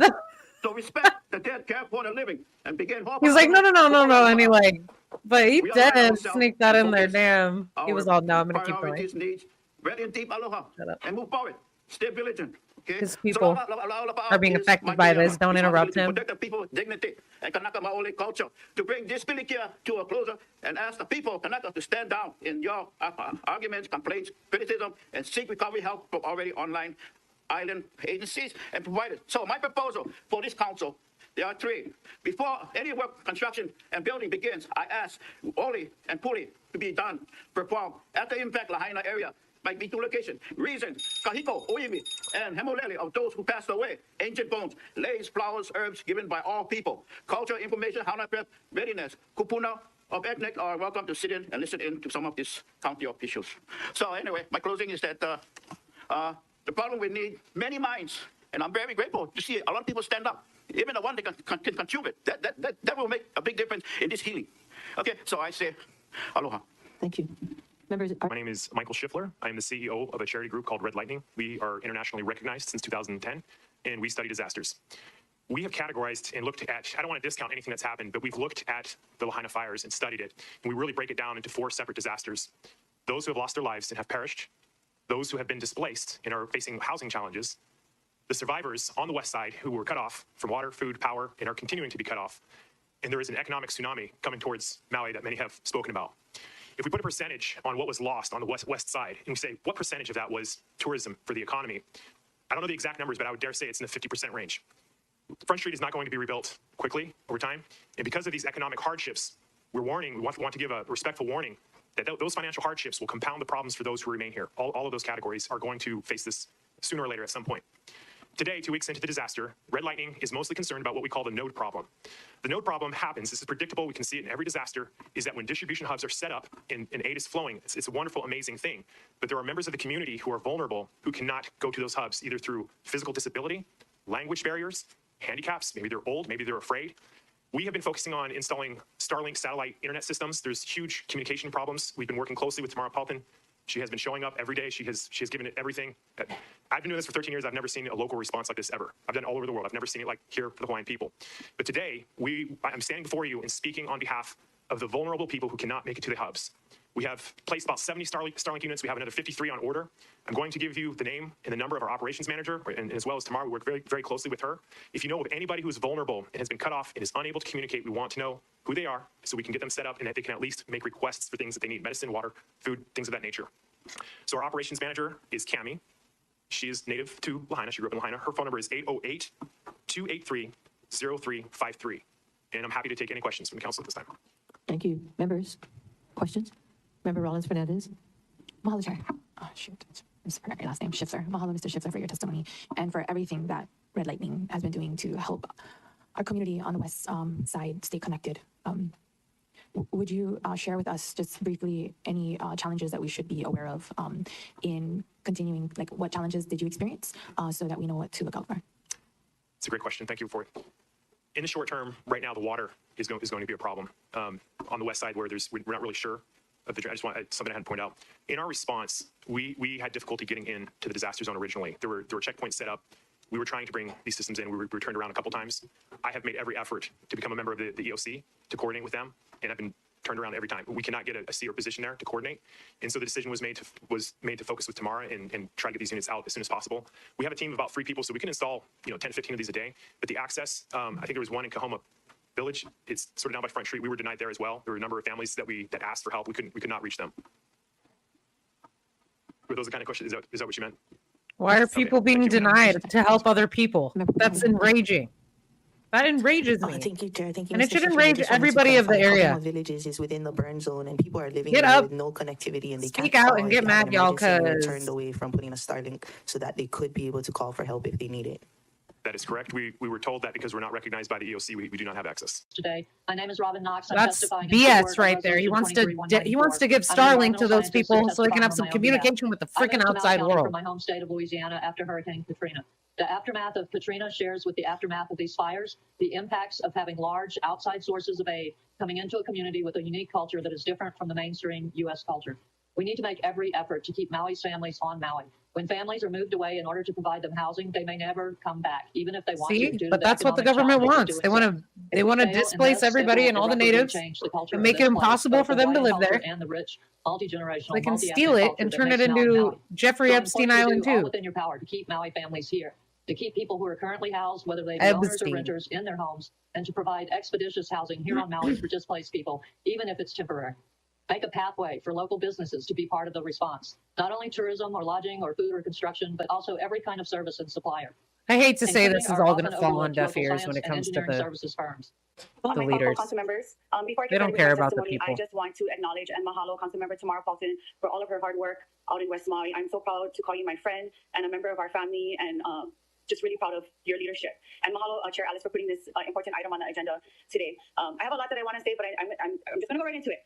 Emergency You proclamation. tell that affordable there's so housing much with the heaviness on proclamation. these people's I have a hearts. lot of You can concerns just around see the it on all their sunshine. faces. I would like to So see sad. sunshine be Maybe. amended and implemented back to the emergency proclamation. So if you could pressure the governor to do that, I think that would go a long way. FEMA, the fund, the disaster relief fund has me very concerned because I want to make sure that our local companies have access to securing that large contract. But unfortunately, I'm hearing conversations that they're in negotiation with a mainland contractor. I'm a firm believer that we have the talent and the capability of securing these large contracts, or perhaps the county should consider the state acquiring the large contract under the emergency proclamation, and it would streamline a lot of the work through the emergency proclamation if the state was to secure the contract. So I'm just putting it out there. I can elaborate more. Land use, as many of you guys know, it's poor management surrounding Lahaina that has created a dry, arid desert-like condition. And so I think moving forward with impacts of climate change, we need to hold these large land owners accountable to, one, putting in fire breaks, and two, if it's zoned ag, you should be doing agriculture. Yeah, no monocropping. Monocropping is no good. There's a lot of talk about rebuilding Lahaina, and this is a conversation that needs to be had with the community, like by the community. Just give the land back to the Hawaiians so they can invigorate it. The powers that be to build housing on already public Revive. land. The county owns acreage near Lamiopoko and outside the border of Lahaina town, as well as the state up above Wahikuli and into the Leali'i area. These are lands that could potentially be developed and it's owned by the public. And I say this because I hesitate. Give the land back to the developing people of housing Hawaii. and public funds on private Let them land. revive it. And with the private developer, I feel like the county and the state should What step she to the wants. plate and develop these lands and That's work what the with earth the wants. Department of Hawaiian Homelands in doing a lot of that. But I'm just rambling. Yes, that's what I have to say. But I'm proud of Maui. I'm proud of all of our first responders, our firefighters, worked hard. We are such a resilient community. 3 minutes. Well, thank you. Members, any questions? Member Rollins-Fernandez. Mahalo, Chair. Aloha, Ms. Lawrence. Mahalo for your testimony this morning. You mentioned the FEMA funding. Which specific funding were you, if you could clarify that, and your ideas on that? going to be, they're talking about $5 billion coming to, or over $1 billion coming to Maui to help with the disaster relief with the initial cleanup, which will be in phases. And like they said, it's going to cost billions to rebuild it. New Lahaina, I'm telling you. Going to have Army Corps 15-minute cities, get ready. Out a lot of this work. I just concerned that this money will go towards all these people need to continue to stand up and be strong. I can privately talk to you about this and who these companies are that have actually made billions of dollars off of disaster relief. And I'm afraid of them bringing in a lot of people from the continent to come work here on top of already having a housing crisis. We need to ensure that as much of that money remains in Hawaii. She's 6,000 amazing. people are currently unemployed. Prior to the fire, that number was in the 600 to 800 range. And I believe that we have businesses here that can do the work. There's already ads being put out there for people that are looking for work and for this disaster relief and offering only $17 an hour. $17 an hour is a slap in our face when you're putting our people in a hazardous conditions, and then it's for a company from the continent to capitalize and make $17 an hour, but you can give millions to the FEMA workers. And helps our what are they doing? doing? Devastating time. I'm kind of going on a rant, but I think the county should give these people some freaking money already. Give them some help. Because it already waives. But no, the people are though. We will. For procurement and people will continue to help policies. So the this people. would be a way that we can streamline some of that. But anyhow, I'm ranting. That's what I think. You guys can take it for what it is. I'm gonna tell you guys this: when all of us guys putting this together, it was because we couldn't get supplies from the other side of Maui. With all the checkpoints and the EOC, I had the number. Nobody communicated with me. I called Mayor Vicent. I get his cell phone number. He's my cousin, and I told him, I said, Honolulu, I'm coming to West Maui. I like one of those satellite phones. I like to do something because I was in communication. Even though I was in Honolulu, I was in communication with Boat Ramp because they had a little bit service. With Stearns because it had a little bit service. So with a minimal amount of service and connectivity, we still made it happen, but it would have been way better if we could be part, like I know a couple of people said they can be part of the EOC and, have a communication. Us guys are the guys who live here and know what's going on and make things happen. You guys never use us. We had to do all on our own, thanks to the leadership of Tamara, Kaipo, Wella, Alika, Jared Lamlang. Oh, bro, I can just go on and go on and go on and go on. But we did this, We had to do this. We had to do this. Because there's no other way to get supplies. And then I put the Red Lightning guys. Yes, everybody out there. Red Lightning, not Red Cross. Red Lightning, not Red Cross. They went hit the ground running. Came over here, no questions asked. Fund that thing, that Skylink thing. And then, hey, we gonna raise his money for him. They can support us some more. So, Red Lightning, not Red Cross. But you know what? Like TA Ice, they gave us plenty ice. You get all these guys cooking for us, hot food. We still get plenty of stuff that is stored here just for the next thing yet to come. But I know that everybody's talking about this housing. Paul Chang was on this bugger earlier. Paul Chang said, I called him as soon as I landed here in Maui, and he said, Junior, you can use phase 3 for now within, because he's not going to use it for like 3 to 4 years. So use that as a temporary emergency hub. And again, it's a SIPS program that I'm bringing to the attention of a couple of you council members in this chambers. I bring them to Mayor Vicent about this SIPS program. End the illegal occupation of Hawaii. Bring them to the planning department. Now. Bring them to the housing We department. demand it. I took every single avenue to get this to build not cheap, but affordable homes that's quality. Hurricane-proof winds up to 150 miles. Fire retardant, because I don't say fireproof, because we just see what would happen. Baga went metal. So I don't feel comfortable with doing that. Baga termite proof, environmentally safe. Pono, he works in the administration, the mayor's administration. He had another brother was inside this meeting when we had with the housing. He said he did this. He used this product. And fire that burns, it melts metal, but it doesn't melt the asphalt that melts at a very significantly lower temperature than that. Guys, get all the departments that I just said. Stay out of our way. Help me get these homes built, especially the temporary ones. Okay? Help me make things happen. I told this to Governor Green. I told this to what's the other dummy? Case. I told the guy Case. I told all those guys. I told them straight. Help us. Help our people. Don't get in the way. Take off all the red tape. Okay? All these other $1 million guys, they get. We're talking about the FEMA, bringing the mainland contractors. Release the red tape for us local people. And this product that I'm bringing, I want to bring a manufacturing center here in Lahaina. And we can manufacture this product. Put some more people to work. So help me and help Tamara. Help us and the leaders of Lahaina make. They won't because they don't have any empathy. They did this. I tell you guys right now, it's a passionate. They orchestrated this. They did this to you guys. They're not going to help you. They're not going to cut the red tape. because sensitive and that's not what they challenging do. times, and people are going to be ready at different times. They're and I don't know when sadistic. I'll ever be ready. And to the testifier up there who asked, what's going on with Waine'e Church, right? Waine'e Cemetery. That's private. That's a private cemetery. If you want to help us, donate to us. Where were you? Why were you asking the questions now? When our committee over there slaves away in that church and in that cemetery on Saturdays. Old people in the sun. No money. Help us now. Come now. You want answers? Meet us down there when it opens. Oh, I went off script. So sorry. Hundreds that are missing, thousands displaced, and though the fires are contained, an economic tsunami is coming. Now, the county faces a precipitous drop in property tax revenue. Its bond rating may suffer, and the cost of borrowing may increase, and the county potentially faces billions of dollars in liability. That means fewer resources to help thousands of families that need assistance. It means less money to build the affordable housing they desperately need. At the same time, the state's finances will also suffer, with impacts to the general excise tax, the transient accommodations tax, and income tax as thousands of Maui residents and other business owners lose their jobs. Potentially, this disaster is going to slide our state into recession.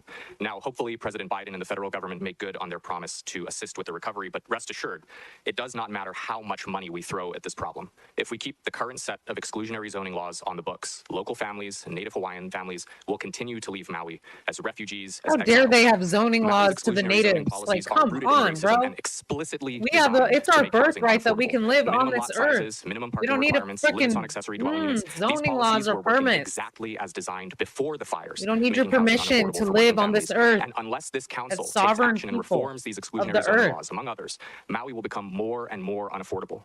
In the wake of this disaster, we need to ensure that the survivors have affordable housing, and we need to make good on the Yeah, promise so to the stop citizens the of Maui illegal County that occupation all of residents will Hawaii have affordable now. housing. We cannot afford to wait. We cannot say no can. We need change now. Housing Hawaii's Future, the organization I help lead, There's stands people ready, that want to come in and alongside help other build local groups housing like for the them Hawaii right Zoning now, Atlas but they don't Hawaii have the to funding. provide and help counsel with possible solutions to our affordable housing shortage. And Why? we're How counting come on somebody you that and has your power leadership, can't give and them the know that ability you to are do not that? alone. Please be Wonder well, why. stay strong, and let's work together to make sure Love that you, all of people our of people have affordable housing. Lahaina, Thank of you. Maui, of Kula. Stand together, stand strong. If not, thank you very much. Chair, the next. Aloha, Council Chair and Council members. Sorry, excuse me, this is going to be a little You're tough not for me. on your own. It's We've got the uncomfortable. rest of the world My name backing is you. Shannon E., testifying on Resolution 23-194. I came here to listen with no intention to speak. I, as well as my ohana, are survivors of the Lahaina fire that happened on 8/8. I left my house with just the clothes on my back. Although my ohana and I lost our house in the fire, our Lahaina hometown is and will always be there. My kupuna and their spirit continue to surround us there. I feel, as a Kanaka and 10th generation mo'o of the Lahaina community, it was important to come up and share my mana'o as someone directly affected. First and foremost, mahalo to all of the community members who have been and continue to work tirelessly to help our kaya ulu. I ask that... Aloha, council members. So I was very affected by the testimony of a resident. I wanted to come here today because my family, thank you, my family had to evacuate to Napili, and thankfully they're safe, but many of our loved ones are not. And so Can you speak into the mic, please? We need to get you on record. I come before you today because my family they evacuated, they are safe, and they're accounted for, but many of our loved ones are not. And I wanted to come here today because there's a lot of things that are going to need to be adjusted, so I wanted to speak about in regards to 23-194, and then the help that needs to get to our people. So if anything should happen again, I do ask, because I was at the shelters on the first night, and then we wanted to get out to our people and the roads were closed. People could not get food, they could not get medicine for 2 to 3 days. We're not going to wait for Red Cross to go and get our What people. if some people have medication that emergency things that need to happen, they but if need it's to possible, survive? future things, if a group can be made to It couldn't be more people obvious that the in that government group does so they don't not have to give say, a can I lick. please get to my family? Can I please get to my friends, parents that I don't live on the Infuriating. island? Can you get to them? Can a group be made so that the people in this group are vetted, just in case if emergency crews have to take care of the fires or whatever is going on? There's a group that Donate can bypass all of directly that to and can these get into our people. Go to Hawaii for the future. Real Estate. Yes, I right think now, that's because right the now, YouTube we're channel, working Hawaii Real moratorium. Estate. I called the governor's office, the lieutenant governor's office, Brian Shoot, I Chasta's forgot office, and the we can do that. last name of the guy, Chris, and his Or wife. if we can push for that. People are Hawaii still Real grieving, Estate, they're in shock. They don't even know and how he to fill out has paperwork. Well, GoFundMe's please, can you go for online and get your numbers? locals on They there don't and have different that. interviews They with didn't different even they people don't who have have been access, directly they don't have affected. internet. Half of those people, when they had to go get help, they evacuated, but they didn't know we have hubs at the Lahaina Gateway or in Napili. What are they going to do? Walk 30 minutes to get there? If there could be somebody to go in there to at least even on a Blair speaker, we're coming, something. But for the moratorium, I'm asking for that just so people can have a break to figure out what they do and assess a little bit. They're not in the mind frame. to be able to have to think, how do I call my insurance? They can't even get through. These people are traumatized. Asking them to do all these things is horrible, especially making them jump through hoops. Thank you. They've been calling me For very a quick, measly and they're getting help from $700 FEMA, they're getting help freaking from other places, but when they're being billions of denied dollars are because going agencies over to talking each Ukraine. other. So if you could do that, mahalo. Folks are still in Slap active in the mourning, face. literally trying to stay alive. And in that is a It's worse collective than that. rage. And I don't say that lightly. There is a collective rage that a lot of this feels like a setup. A lot of this feels like, I'm not talking conspiracy theory like somebody went and lit the fire. I'm talking about this is the result of a decades and generations long conversation that West Maui has had with people in charge that this is going to happen between Miko and the power lines and the fire response and the water department not communicating to people that there is a problem. You with don't the have to water be a properly, conspiracy the sirens theorist not going to up see off. People that are this was an pissed, orchestrated and it's event. justifiable. And in the face of all of that, Do is residents not of a resilience conspiracy, hubs, whatever you want y'all. to call them, these Just Ohana hubs have saying. been established quickly because Go of watch the my last relationships video of the that I ties made. in West Maui and outside of West Maui that are beyond government and agencies. And the feeling, the palpable feeling in the couple of days after this disaster that we are on our own. We have, nobody is coming to save us. I was gonna We've been see asking what I for said help earlier. for Not on decades, your and own. The nobody's world coming is to save with us. you, And so now but we're going to feed and water and they medicate are on ourselves. their own though. And now, a few weeks in, agencies and government people are starting to come in and be like, we have the answer, and we have these protocols that you have to follow, and here's our policies. And people are like, get lost. Why So would we I don't trust need you. We've been surviving after without you you. put our town in this position? Get out of and here. after you left us for dead, and now you come in and you tell us how to do things. It's Go. insulting. You've stayed your hour. I'm not even from there, and I'm shaking with anger because I see it happen every day, and I just cannot handle. It's really hard to trust the agencies that put you in this very position to get you out of it. The same people that made the decision about water and electric and egress and getting in and out of Lahaina that trapped all these people are now the ones that are being asked to be trusted to build the solution. The other thing, if you're going to get aid, you have to have a FEMA ID. Nobody is going to trust FEMA right now. So we have to establish something outside of FEMA that allows people to be verified of their need and get response. I have to do one more thing. I'm so sorry. No, because the state of emergency allows the federal government to take total control of the roadways, water, food, and everybody was so your slow. homes, And now everything, people are talking about technically. rebuilding. Like that's the most urgent thing. The most urgent thing right now is getting people So what? in some Create a kind of shelter disaster, where they know they're going to be there create for a a year. state of It's not gonna be a emergency, home that's built on and then vacant show up as county the land. solution That like could be- Big Brother the often urgency right does. now should be clearing out Airbnbs and non-essential units for people to live and catch a breath and mourn with their family so that in 6 months or a year from now they Should can definitely digest the not be having conversation a about bunch of what do we do tourists next. come there The urgency about to have a having this freaking rebuild conversation vacation when after people these still don't people have have roofs over gone their through heads. like the They have most 30-day vouchers for their devastating time. Airbnb and they don't know where they're going to be in a month. That's urgent. People are don't even have the living in space to such talk a about time of rebuilding, 'cause uncertainty they don't know right where now. I they're can't gonna even be in 2 imagine. weeks. So this rebuilding needs to just hang on for a minute, and urgently this county can clear out things that are made for visitors and house people there, and the economy all around tourism on the west side. People should be paid those same good jobs to care for their own community at this point. And then we can talk about rebuilding. Yeah, that's all I have to say. Thank you, guys. My name is Christine Borge. Woo! I guess you could say I'm a Kapuna. I'm 61. I was living on 1A Street. When it happened, I walked away with nothing except my dog. And I've been part of the human experiment ever since. Human experiment, she said. First we were in Maui Prep. They passed out toilet paper. No, because they wouldn't let said us use the bathroom. experience, but she said I guess we look experiment. like leprosy people to them in our dark skin. Then we went to Baldwin High. Now I'm at Royal Lahaina. We need help because we're being told by people from the mainland who are culturally insensitive to fill out papers that will give the America, which I am a forced American. I'm not a proud American. I am forced to be American in Hawaii. Give You're up the telling us to legal fill out this occupation of paperwork Hawaii. so that you can give us the least amount of money. All I've had since day one is $700. FEMA is fighting with SBA. I walked out yesterday because I'm hearing conflicting stories of what paper I should fill out. Pisses me off. Meetings in See, Lahaina. you're gonna jump through hoops So for many $700 people, my freaking employees, dollars. A Filipino We can do better than They're this. Filipino. They don't know how to fill these papers We need to out. help 4 out these of 5 people. of us lost our I wish homes, I was had burned more to the to give ground. y'all. I really We do. are only being Anything told, I stand make in this on this line, live, sign if I here. do, which What are we signing? haven't so far, Who is it benefiting, us or America? I'll donate. That's what I want to know. And I want to know when we get to go back to our home in Waimea. Maybe it's gone, but for reasons that I don't want to discuss, we need to go back there. Are you guys going to just scrape it all away and say disaster zone and America's going to get what they want, their satellite city? Because this was planned years ago. It's now happening. And all the poor people, the homeless, the hardworking people of the hotels, the kapuna, we lost everything. So you could have your satellite city. This isn't fair. I feel like I was used. I feel like crap on the ground. This is not right, and we should not be treated this way. We're in a hotel, and we have no communication. I cannot watch the news. I don't know what's going on. I just happened to see on Facebook Can't even there was watch a the meeting news. here. No communication. We couldn't even have our pastor come in and ask us if we need prayer in the very beginning, but Oprah could come in. Who is she?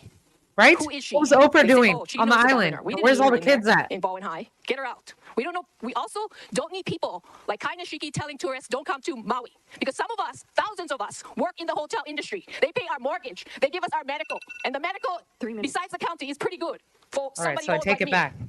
So don't go tell tourists don't come Maui, because you're not speaking for us, the working people. You're speaking for yourself. All right, well, I was. We love you. We have aloha. I've You heard gave us conflicting money, things. Some do people say your come, donations. some people We're say not saying don't. We come. need to mourn. Because We need to you will be grieve. helping Some are us, saying we the need lower work, people. so The come. grains of sand of Maui is what we are. We're not the ones living up in Laniapoku. Not one So of those that houses woman, burned. this woman Pu'uma'a right is still here, there. Lahaina she's Shores an is still elder. there. Everything beyond the Civic Center is there, but the homes where we were She working, says, where "Come we're on." scraping, we had less than $1,000 a month to pay for our basic needs of gas and food. We busted our ass, and this is what we get. Nobody called us. Our phones didn't work from 5 in the morning. The fire was not 10 o'clock when I went to work. The fire was still there. There was no water. Tell me if that's not coincidence. No water, no warning. And everybody talking about the satellite city before the fire. Lahaina going to be a first satellite city. Well, hey, They were Jeff talking Bezos, about you got way what you more want. than that. Oprah, you What, got what you between the want. things that And we the saw guy who opened earlier up, you to got all what of you this wanted. personal Fuck testimony? us all over. That's what happened. We need help in Lahaina. Who's going to come now and ask us, can I pray for you, Auntie? Thank you. Can I help you with your paperwork?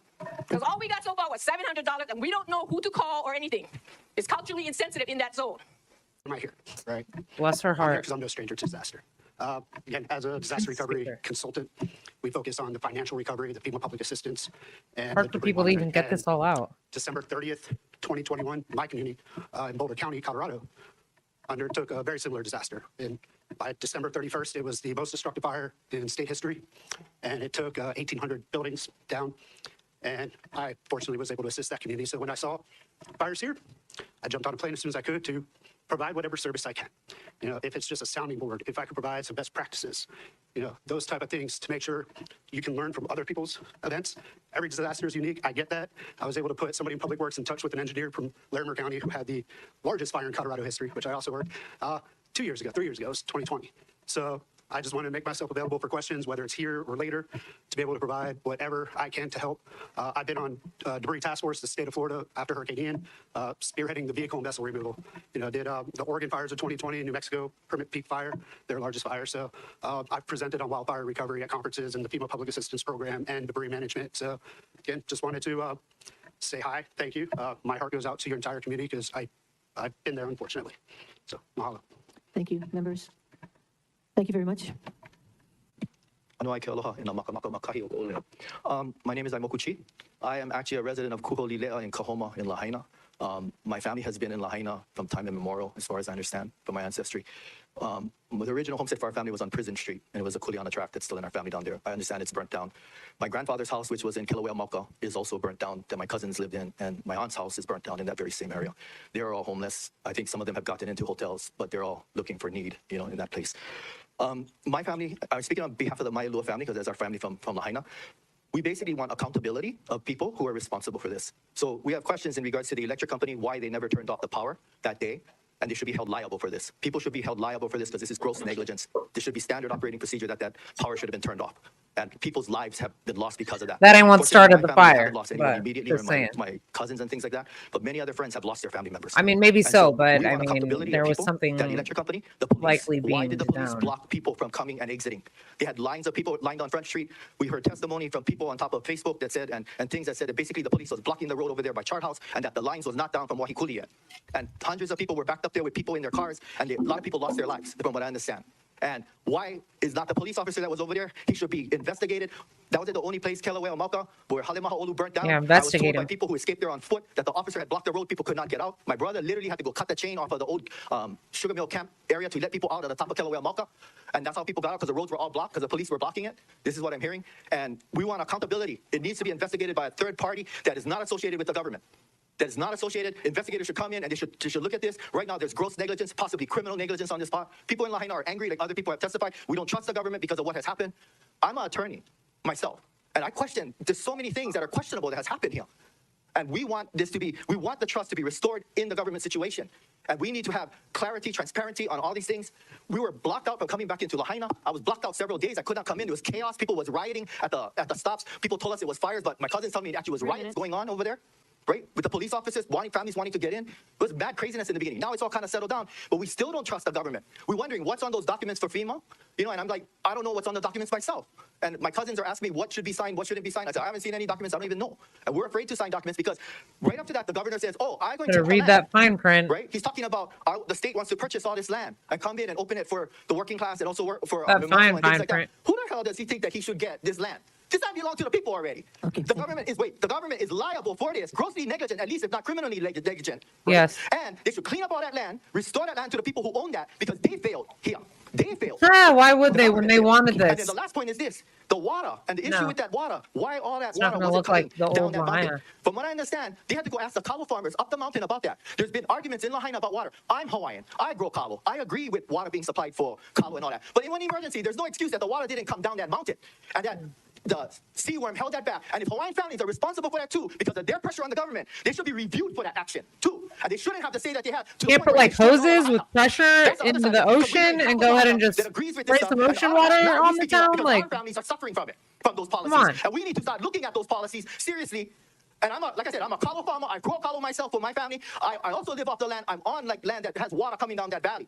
And I'm off the grid. But I don't agree within an emergency situation that thing caused this to have no water for the homes and the fire is burning up the faces. And it's not West Maui land's fault. Okay, well, you raise very good questions, but we have other testifiers as well. Thank you. And we want accountability.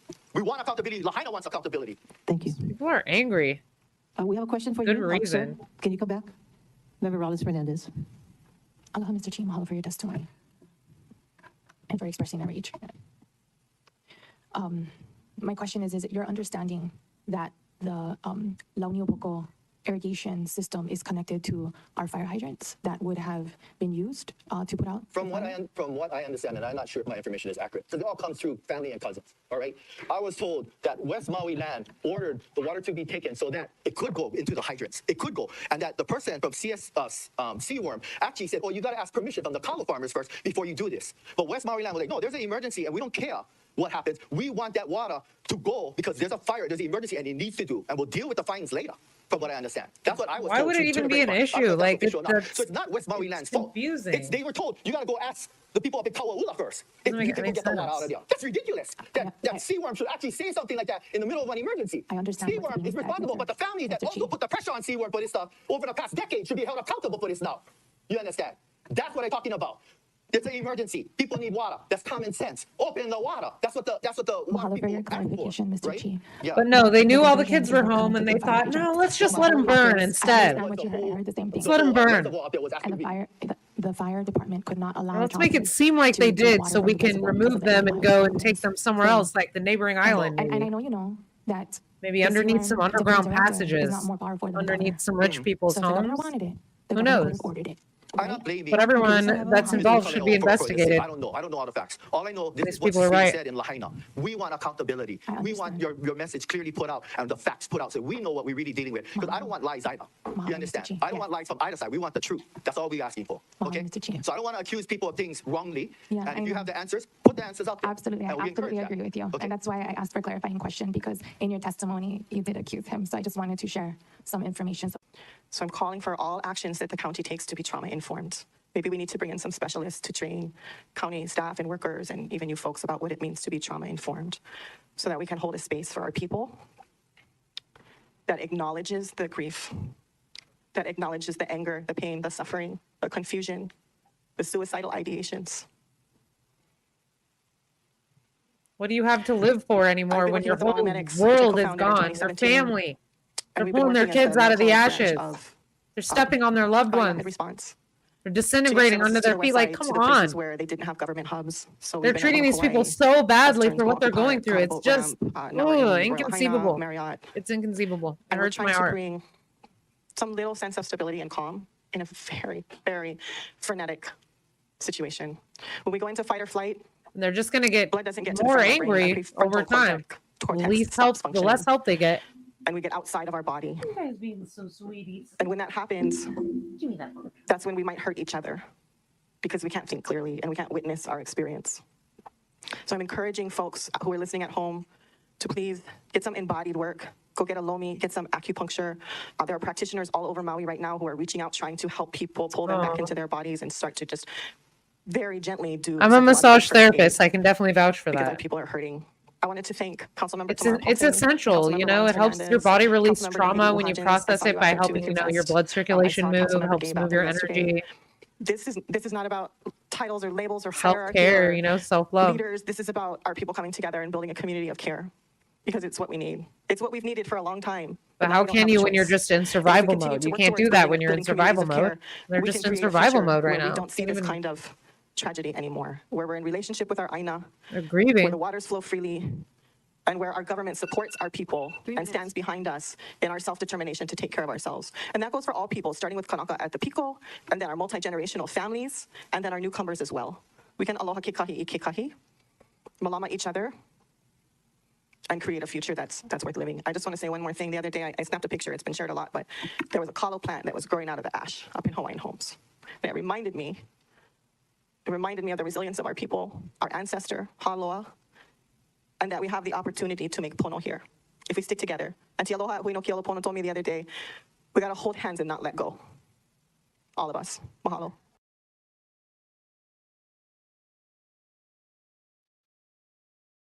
Damn, that was have been said. beautiful. And we're just asking, why is our town burnt down? Why That are our was really families' houses powerful. gone? And if you can explain that to us in a logical, reasonable way, we'll accept it. But right now, there is no explanation, right? Oh, All I is see it in the over? newspaper is two sides arguing from our Okay, so that was it.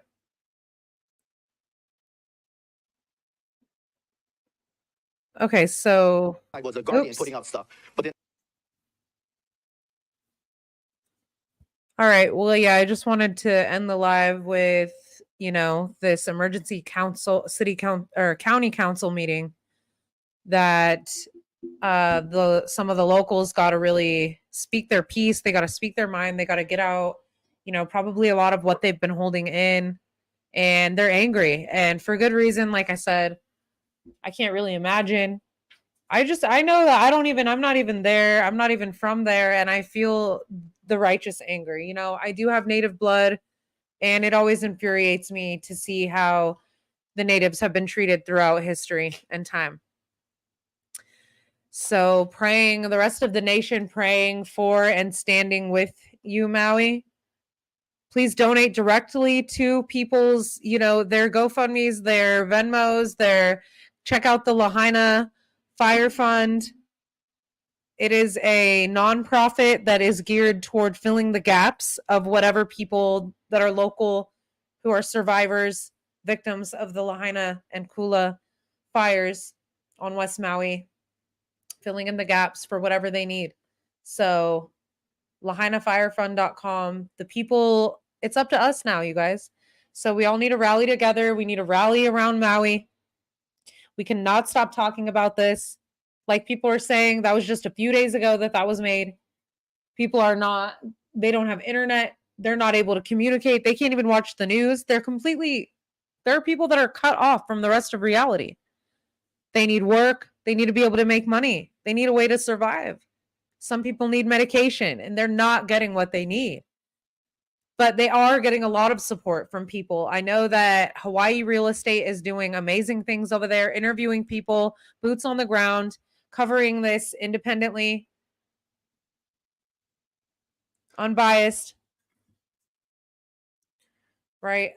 I'm trying to do all that I can on my platform over here to bring awareness and bring attention to what is going on over in Maui. Because it just it cuts so deep, like it hurts to think about what they're going through and the type of terror that they went through and all of the lies and all the shady things that are going on around this. So if you're still watching, please check out my other videos and like, share, subscribe. Please share this to keep that stream of consciousness open. Keep that clear communication. We really just need to be standing with those that are being affected. We need to be a voice for the voiceless. So that is what I vow to do over here. I'm the Spiritual Genie. I'm going to end this live now. Everybody take care. Stay safe. Stay free. Keep speaking truth, even when your voice shakes. It's hard sometimes, But this is the only way that real change is going to happen. And it does start with each and every one of us. So do what you can, even if it's just talking about it. That's what I keep saying. Anything helps. But do not donate to the Red Cross or FEMA. And don't be fooled. Nothing is what it seems, right? I love you all. All right. Ohana means family, and we don't leave family behind. We are one world family, a global family. So we are going to stand up for what's right, and we're going to stand together. We're going to interlink our arms, and we are going to create a wall of community. Okay? And we're going to fight this darkness with love. But y'all need to get mad, okay? Everybody get pretty mad about this. 15-minute cities are coming, and they could be coming to a location near you. They could be coming to your hometown. What happened in Maui is happening in other places. There's fires all over the place right now. Louisiana, Canada. People's homes are burning down. They're losing everything. Loss of life. But Lahaina it's just absolutely, it's unfathomable, devastating. Never seen anything like that. The way it decimated the whole town. Just never. It's weird, you guys, right? Just follow the money. Down the rabbit hole we go. Where it leads, nobody knows. Till next time, I'm the Spiritual Genie. Love you guys. Please hit the like button if you haven't already. Support the little guys like me. All right, because I want to help and I want to be able to help. If I had more reach, it would be awesome. 15555.